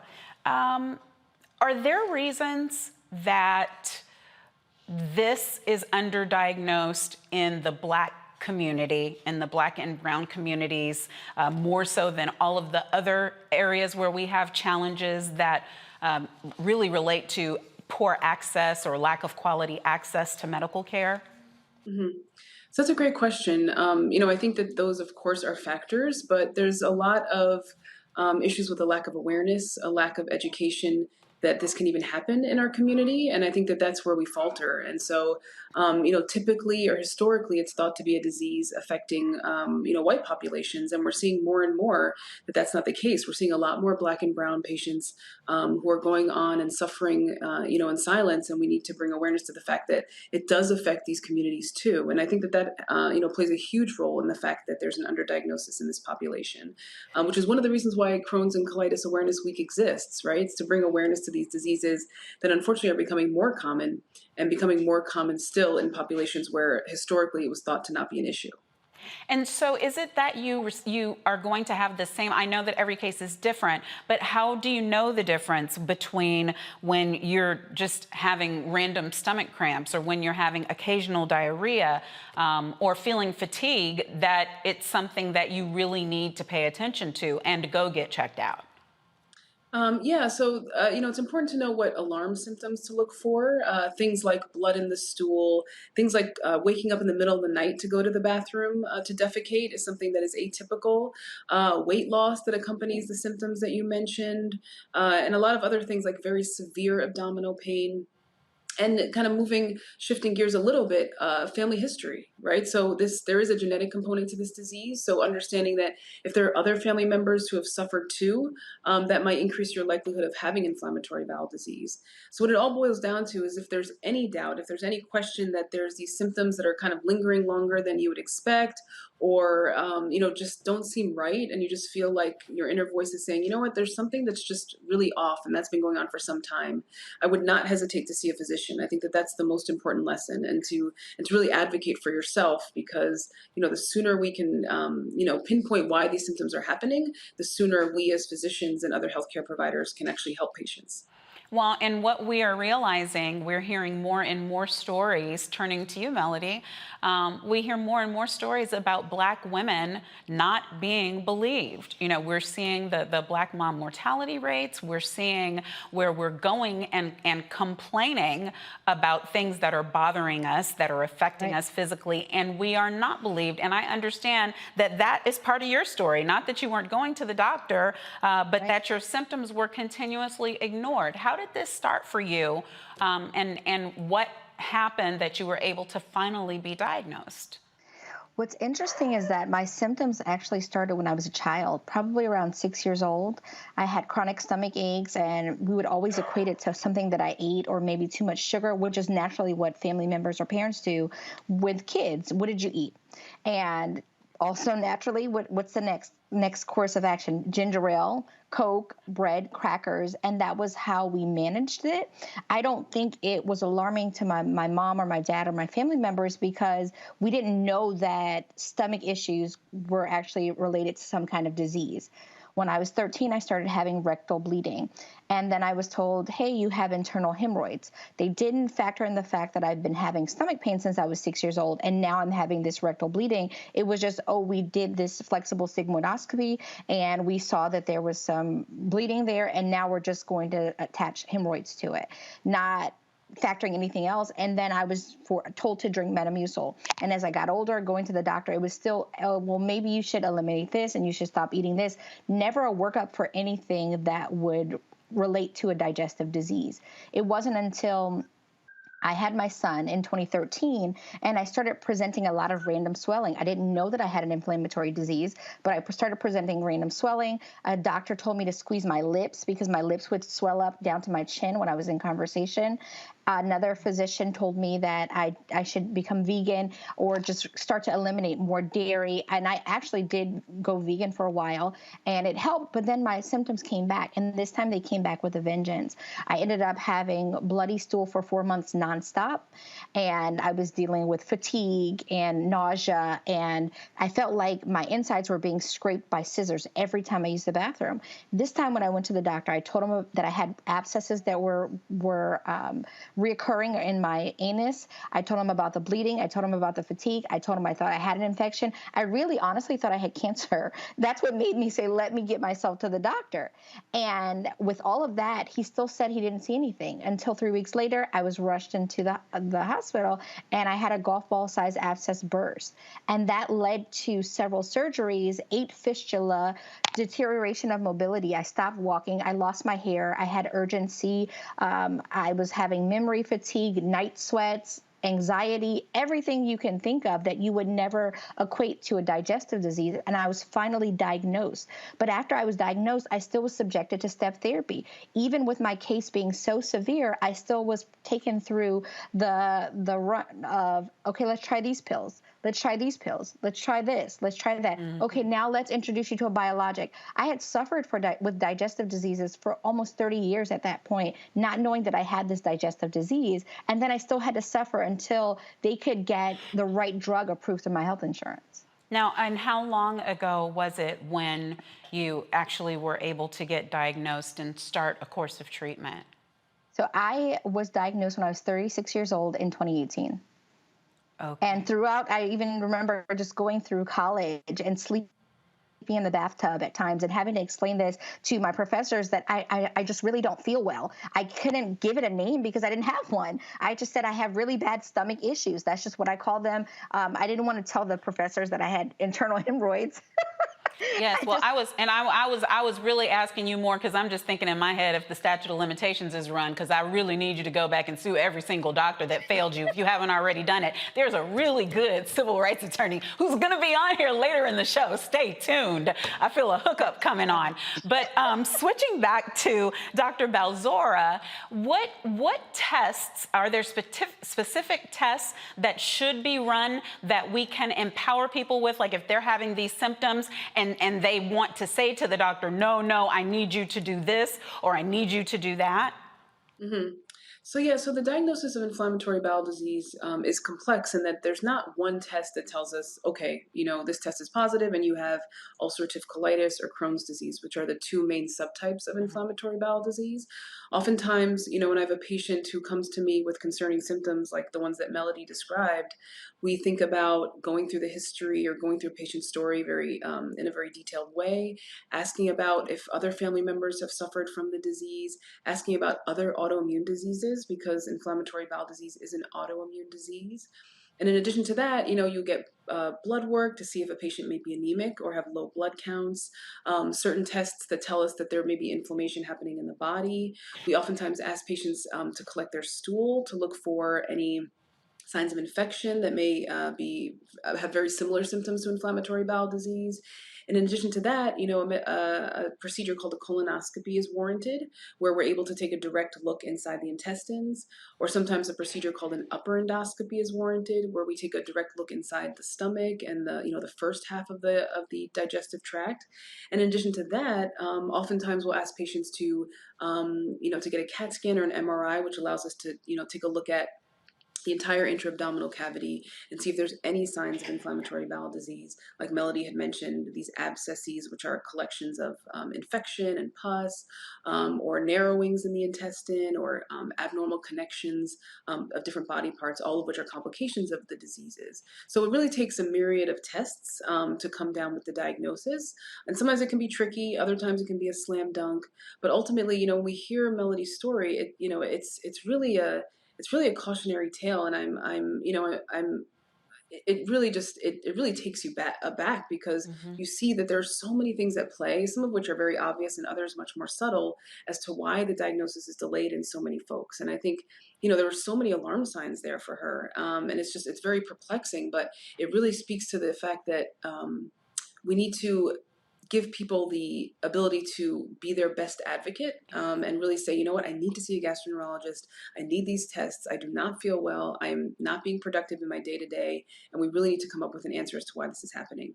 And so breaking that cycle of bias of thinking, oh, this is just a disease of, white populations is incredibly important, because I think that really does play a big role in why the diagnosis is delayed. Right, and even asking the right questions. I want to go to my panel because, I wouldn't know. That people may not know what a gastroenterologist is to ask to see one. I mean, it's all, we perish for a lack of knowledge. Yes. And so there's a big vacuum there, it seems to me. But Reese, Greg, Faraji, who has a question? I do. For Dr. Balzora, thank you. And thank you, Melody, for sharing your story. That was quite harrowing, what you had to go through. But Dr. Balzora, you listed off, sounded to me like at least a dozen different tests. Can you clarify, are you saying that that's the battery of tests that people would have to go through? Or is there a particular one that you would kind of encourage people who have felt like they have this chronic condition to kind of target first? Because it sounds a little overwhelming to me from what you said. It is overwhelming, and I do, prepare patients for that. And the type of tests that we choose is highly dependent upon what your what we say kind of like the pretest probability, or what you think the likelihood of a patient having this disease may be. If their symptoms are quite mild and they sound like they may be less likely secondary to inflammatory bowel disease, we may not have to run that battery of tests. Sometimes blood work and a stool test is sufficient. But in people who have, we're very suspicious that the disease might be present, like if they have blood in the stool, they're of the right age, they have a family history, and other concerning symptoms and signs, then unfortunately, yes, they do have to go through all of that testing. And this is a marathon. It's a long haul, and it is a chronic disease. And I do prepare people for the fact that, unfortunately, especially when we're trying to come up with a diagnosis, and especially when we're doing our best to try to get them well quickly, we are going to need all that information in order to make the right diagnosis. Thank you. Thank you. Dr. Balzora and Melody, very quickly, in addition to being a living commercial for getting more young Black people in the pipeline to become doctors, I know my second year of law school, I had some of those same symptoms, Melody, and I took that flexible sigmoidoscopy, as you know, and I was misdiagnosed as having Crohn's disease.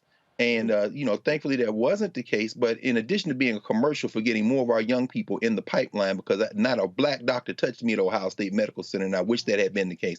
Could you help us, for those of us who may not have the resources to make it to a doctor, to engage in this, what role does stress, diet, environment, do any of those things intersect? Because I think that's what was killing my stomach when I didn't even know, and they misdiagnosed me. But could you help us understand, what role does some of those things play, as well as exacerbating for who do have IBD?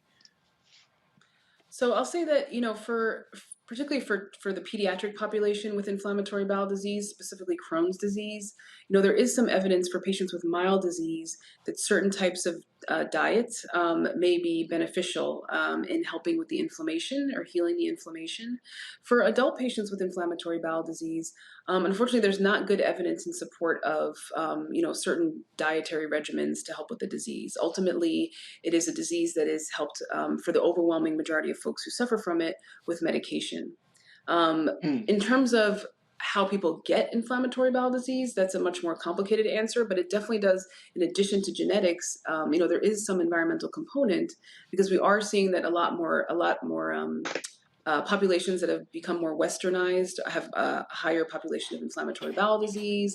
And so there is that relationship there, but it's hard to say, it's hard to point to one thing and say that's the culprit as to why someone has inflammatory bowel disease. But absolutely, when we think about stressful events, when we think about psychosocial stressors, like you were saying when you were going through law school, which can definitely be a very stressful time for many reasons, the gut is very sensitive to that type of stress. So I think whatever inflammation is already there, sometimes the symptoms can be exacerbated by feeling very stressed. They always talk about this kind of brain-gut interaction, and that's a very real thing, right? Think about a time when you're incredibly stressed in a very stressful situation, and your stomach is the first to react, and you have to run to the bathroom. You may feel like your stomach is gurgling. There might be a lot of those reactions that in patients who already have, inflammation in their gut, that just might be even more heightened. Thank you. Dr. Balzora, thank you so much. Melody, I have a question for you. What do you say to our watchers tonight about, you mentioning your story of having this very early on in your childhood? How do folks, take the proper steps to kind of get into a better place handling Crohn's disease, especially if, people are not very trusting of, medical professionals at this point? For us, what triggered me to start Coachy, Color of Crohn's and Chronic Illness, is I shared my story because I was trying to shift the narrative with Black women entrepreneurs in health. I didn't even know that I had a disease when I had set on that path. And once I shared that I did, it drew people to me. Like, they were asking a lot of questions. They wanted to connect. They were looking for resources, and there literally was none. So I would encourage people to find a community, find Coachy, ask questions, look for people that you trust to support you, get a second opinion. You can have a second opinion. If a doctor feels some kind of way about you getting a second opinion, they're not the doctor for you anyway, because they should welcome wanting you to feel secure in what the next method is in your treatment and your care. So I encourage that. I do, while Dr. Balzora has said that there's no no evidence with how diet plays, I still encourage managing your food, because you'll learn what your triggers are. You'll know, hey, if I eat this or I eat that, it'll trigger immediately a challenge, or it'll trigger it the next day, because managing these digestive diseases is a full-time job too. It's not a one-off. It's chronic. It's a part of life now, and we have to do the best to be the best for ourselves. Thank you. Well, I certainly appreciate all of the information that you all have shared with us here, and thank you so much, Melody, for sharing your story. Where, and either one of you feel free to answer, where's the best place that people can go to find accurate information? Melody, I'll give that to you. As a patient perspective, I think that's important to hear. Well, the challenge that I face with being Black, being a diverse patient, is that there isn't a lot of information for us to find. So a lot of resources that we have to look to are generic. They're not culturally specific. One place that I tend to go to for information is Mayo Clinic.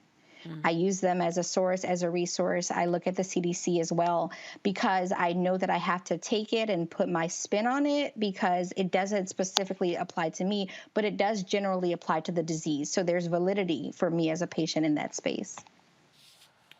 Yeah, I think it's really important to, oh, I'm so sorry. I was just saying, anything to add. Go ahead. Oh, sure.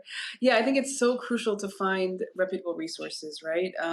If you look deep enough into the internet and you're reluctant about medication, you will find the answers that you want, but they're not always the right answers.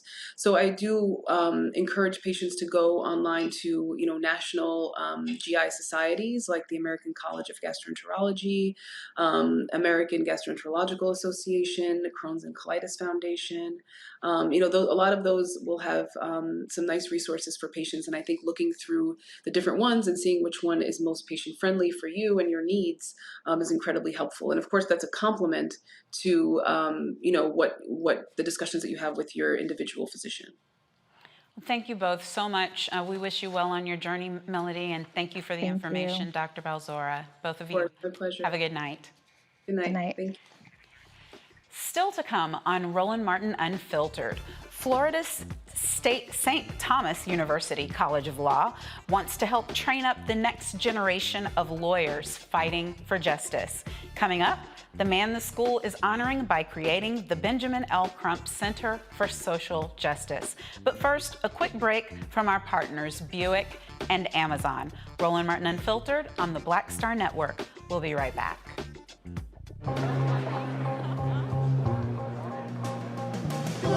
Are the stars out tonight?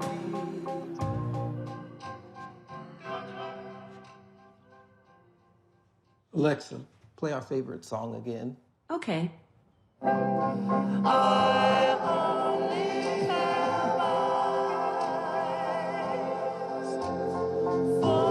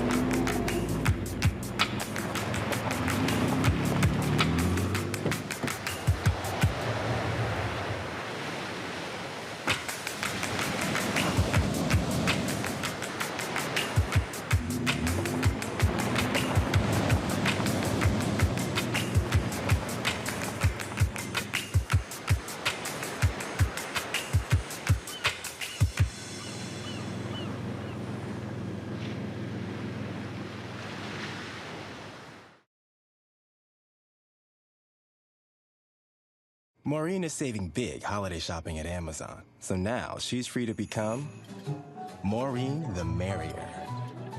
Food is her love language, and she really loves her grandson. Like, really loves. I'm Amber Stevens-West. Yo, what up, y'all? This is Jay Ellis, and you're watching Roland Martin Unfiltered.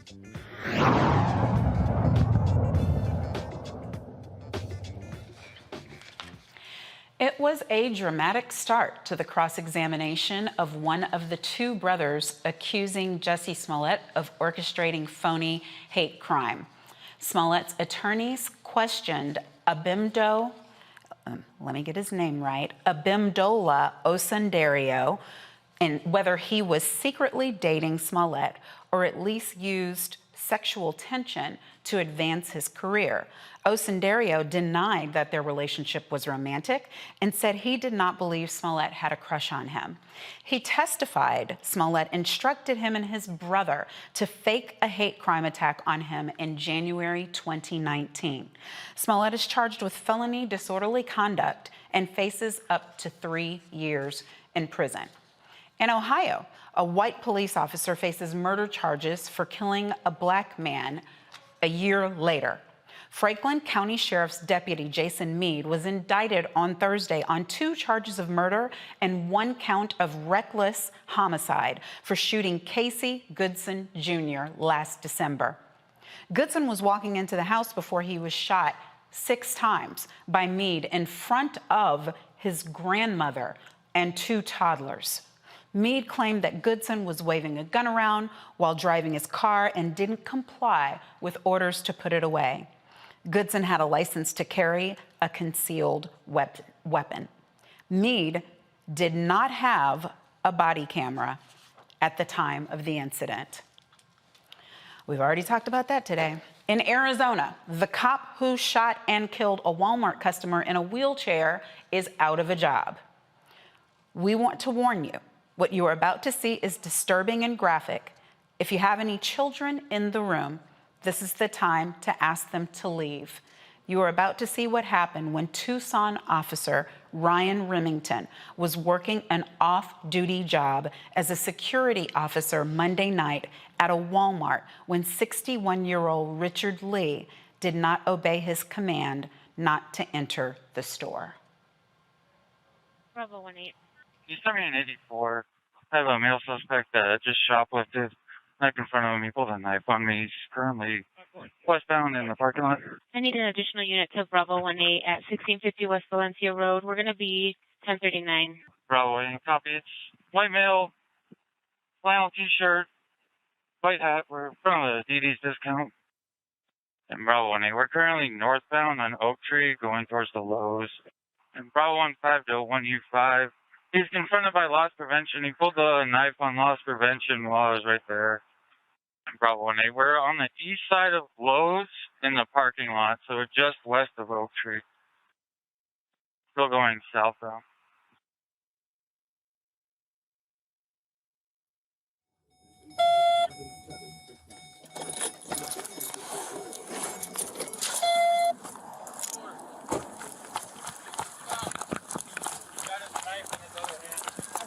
Not go to the store, sir.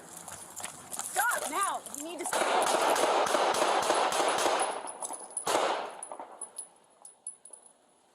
Bravo 18, shots fired. I'll get my attack.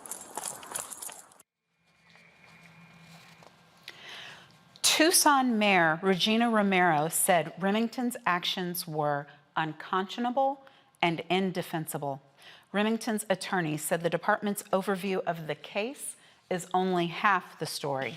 The Pima County Attorney's Office is now reviewing the incident. I think they probably mean the crime. Okay, going to the panel. Where do we even start? Faraji, are you still regrouping from what we just saw? I'm trying to figure out where he was a threat. I mean, he's 61 years old. Second, he's in a wheelchair. So how is this man a threat to 2 able-bodied police officers? I mean, he didn't just shoot one time, Monique. He shot this man 7 times. Mm-hmm. And that's the problem. That's what I'm saying. This is not rocket science. I mean, you can say, sir, fire a warning shot or something, or use your taser. or something. But you just, I mean, the man is literally in a wheelchair and you shoot him that many times because he's rolling into a Lowe's with a knife. You mean to tell me as a police officer, you can't get a knife from a man in a wheelchair? You are a whole bitch. You are a coward. Yep. I mean, I got nothing. I don't know what to say about it, Reese. Well, a shoplifting shouldn't result in an execution, a parking lot execution. This is basically the cop. I'm going to steal Dr. Carr's word, hunting. It's ridiculous that something like this escalated to that level, but these cops know that they can get away with it, or they believe that they can, but it's unconscionable. I understand that, he said, if you're going to get this knife away from me, you have to shoot me. That's not a dare, even if he was being a little bit belligerent, you're not supposed to, in this country that we supposedly have laws, get to execute a man for shoplifting. I mean, it's ridiculous, but this is the culture of the police that we have and the policing we have in this country. Yeah, I mean, and they claim furtive gestures. They claim, and I'm sure we're going to hear something about in defense of others. I mean, it's. Greg, go ahead. No, I agree. And Reese, you didn't steal that. I mean, that's what it is. They're hunting. They are hunters. And the police forces in this country want you if you have a hunting mentality. If you do not, they do not want you. There are many law enforcement officials in this country who don't have a hunting mentality, and they are under constant persecution, as we saw with your brother in Louisiana, who they ran out of his job because he wanted to be a human being and not a hunter. The 10th juror seated today in the Potter trial. I was, again, listening to Professor Porter, who was narrating.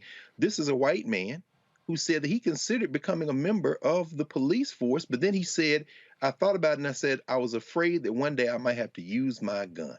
So I decided not to. He also said in his questionnaire, his juror's questionnaire, that he didn't understand how a cop like the woman who shot Dante Wright, Potter, could mistake a gun for a taser when in fact she should have the muscle memory born from years of being on the force. What we saw right then was a premeditated murder by a hunter who set it up by saying into his little shoulder with all his courage, knife.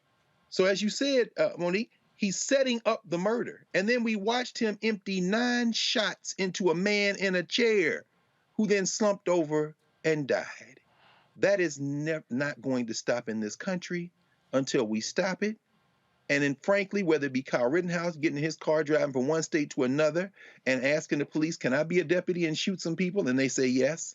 Whether it be the McMichael brothers tracking down Ahmaud Arbery, and the only reason that they were convicted is because some stupid attorney on their side, and they say stupid as far as they're concerned, let slip a video because the prosecutors had already set it up for them not to be charged.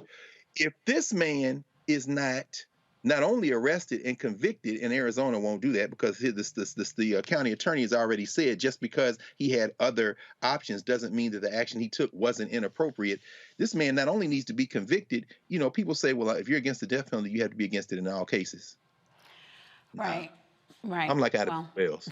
I'm like Rosa Parks. You know what? Give them what they gave you. In fact, I should end it. The Montgomery bus boycott started this week in 1955. Rosa Parks said one of her earliest memories was sitting at her grandfather's feet in their little house in Tuskegee, and he would go to sleep with a rifle over his lap. And she said, as a little girl, he slept there, and we had to sleep with our clothes on.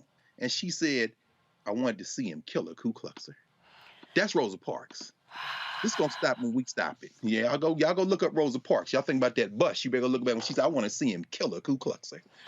Well, anyway. but looking at the prior case that was discussed, the Goodson case, I mean, I don't know how you call this anything other than an execution. And I'm glad, of course, that he's being indicted with 2 charges of murder and 1 count of reckless homicide, but it leads you to wonder how many more similarly situated, like-minded people there are who are committing state-sanctioned murder and state-sanctioned assault. And really, it's ego, right? Because even if all of the facts are true, as he claimed, that the man was driving and waving around a gun, at the time that he killed him, he was walking into his own self-house. So we've got an officer who's angry, and it's oh, no, you won't. And they use their guns to settle those scores. So it to me is, you know, we need something more than what we have now, but I'm at a loss for what that is. Reese, you got any answers before we move on?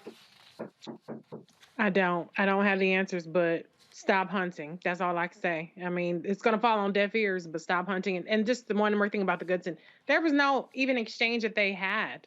There was no traffic stop. There was no warrant. There was no nothing. It's a man walking into his house with Subway sandwiches. You cannot tell me a man who go to Subway and decide he want to turn into a cowboy walking into his own house and have a shootout from the back, walking away. That doesn't even add up. But stop hunting us, please. I can't even say please because I don't like the bed. Stop doing it, period. Say please with a Winchester rifle. That's what IBD said. A Winchester rifle. Please goes a lot longer when you got one aimed at them. I'm not fooling with you, Greg. Okay.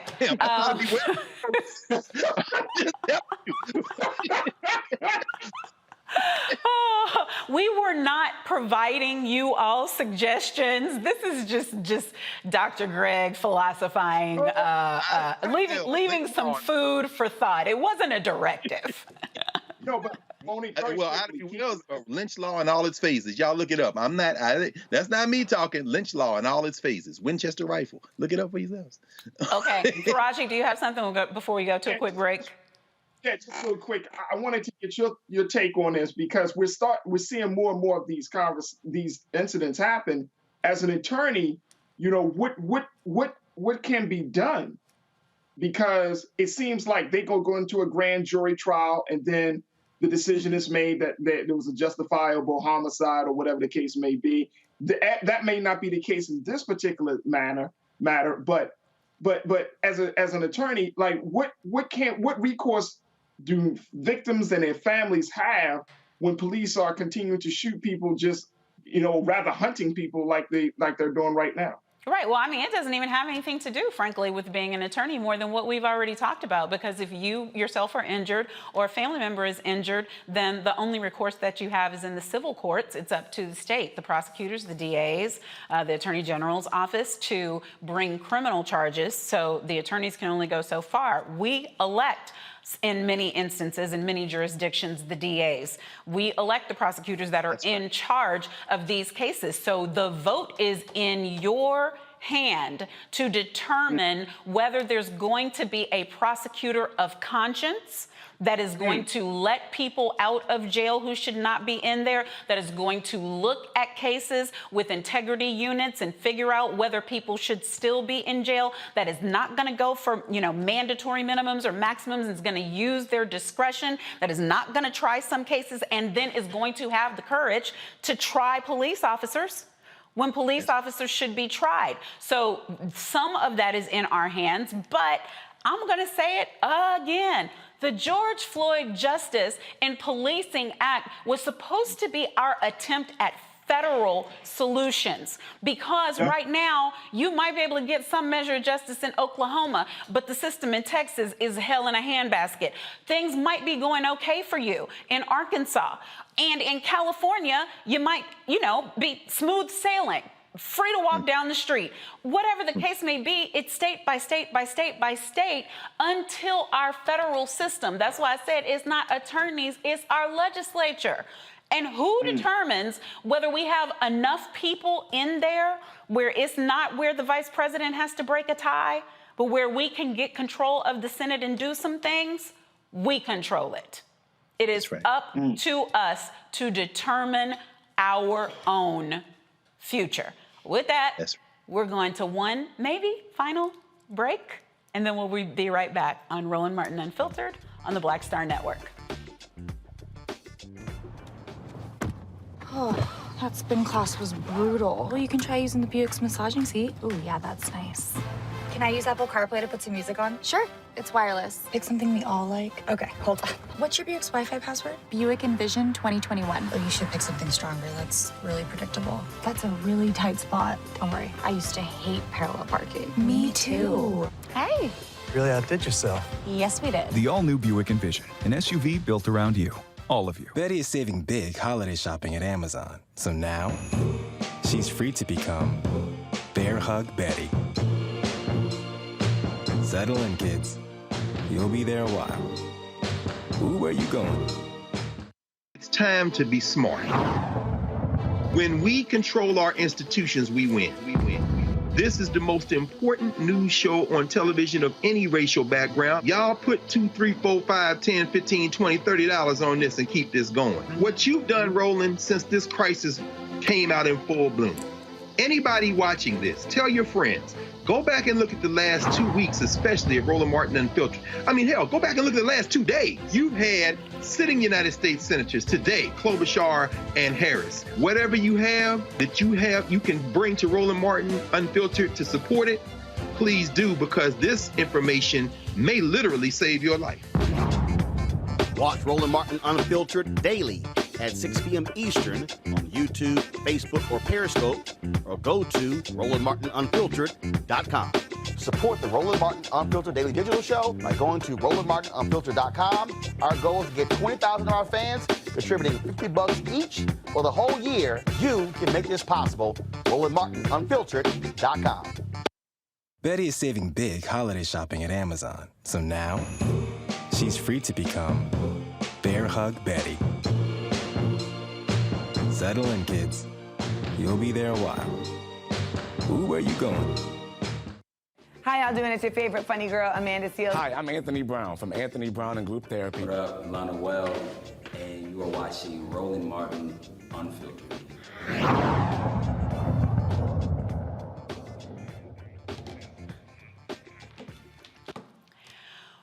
We are right now trying to get attorney Ben Crump on the phone. He is on a plane from the ceremony that they had earlier today in Miami. I think he's just landed in Chicago, and we were trying to get him on the phone to be able to talk to us, but the plane is just sitting there and taking a slow time letting people off. But I want to give you the information because I think we deserve to end this show with some back-to-back good news. St. Thomas University School of Law in Southern Florida honored Attorney Crump today with the Benjamin L. Crump Center for Social Justice.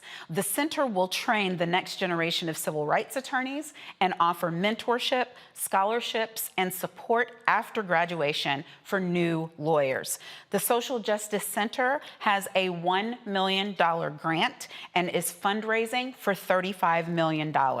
As a civil rights lawyer, Attorney Crump has represented the families of Trayvon Martin, Breonna Taylor, George Floyd, and many more.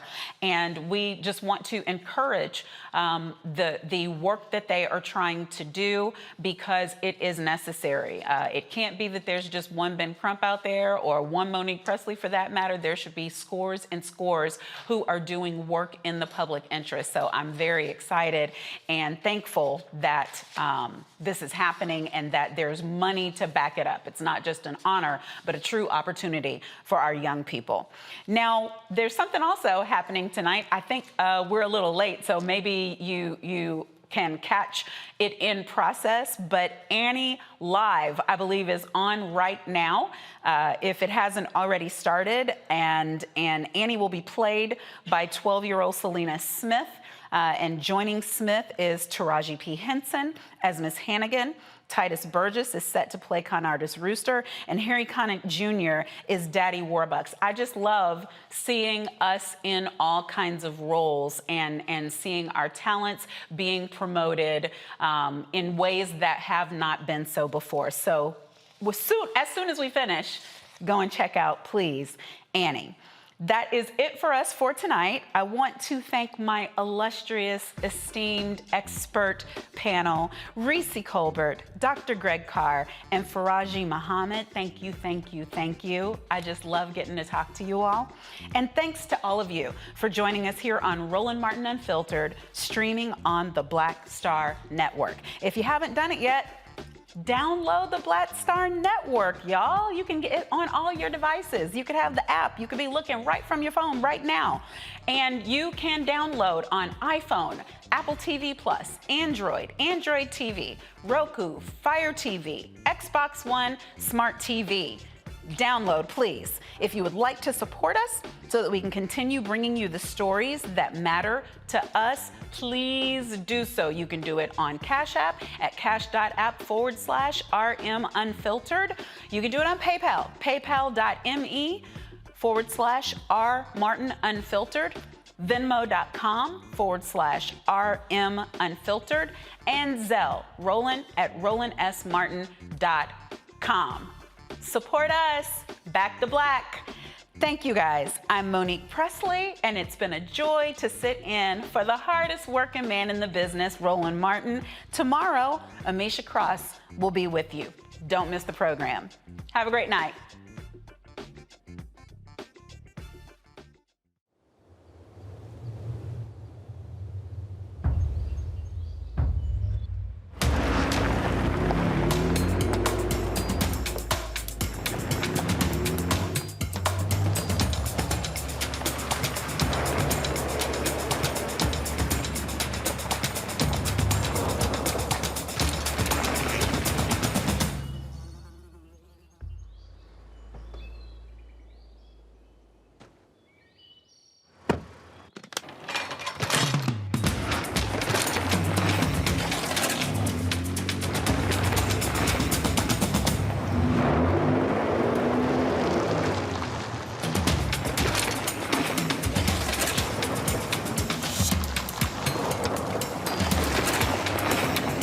Black Star Network is here.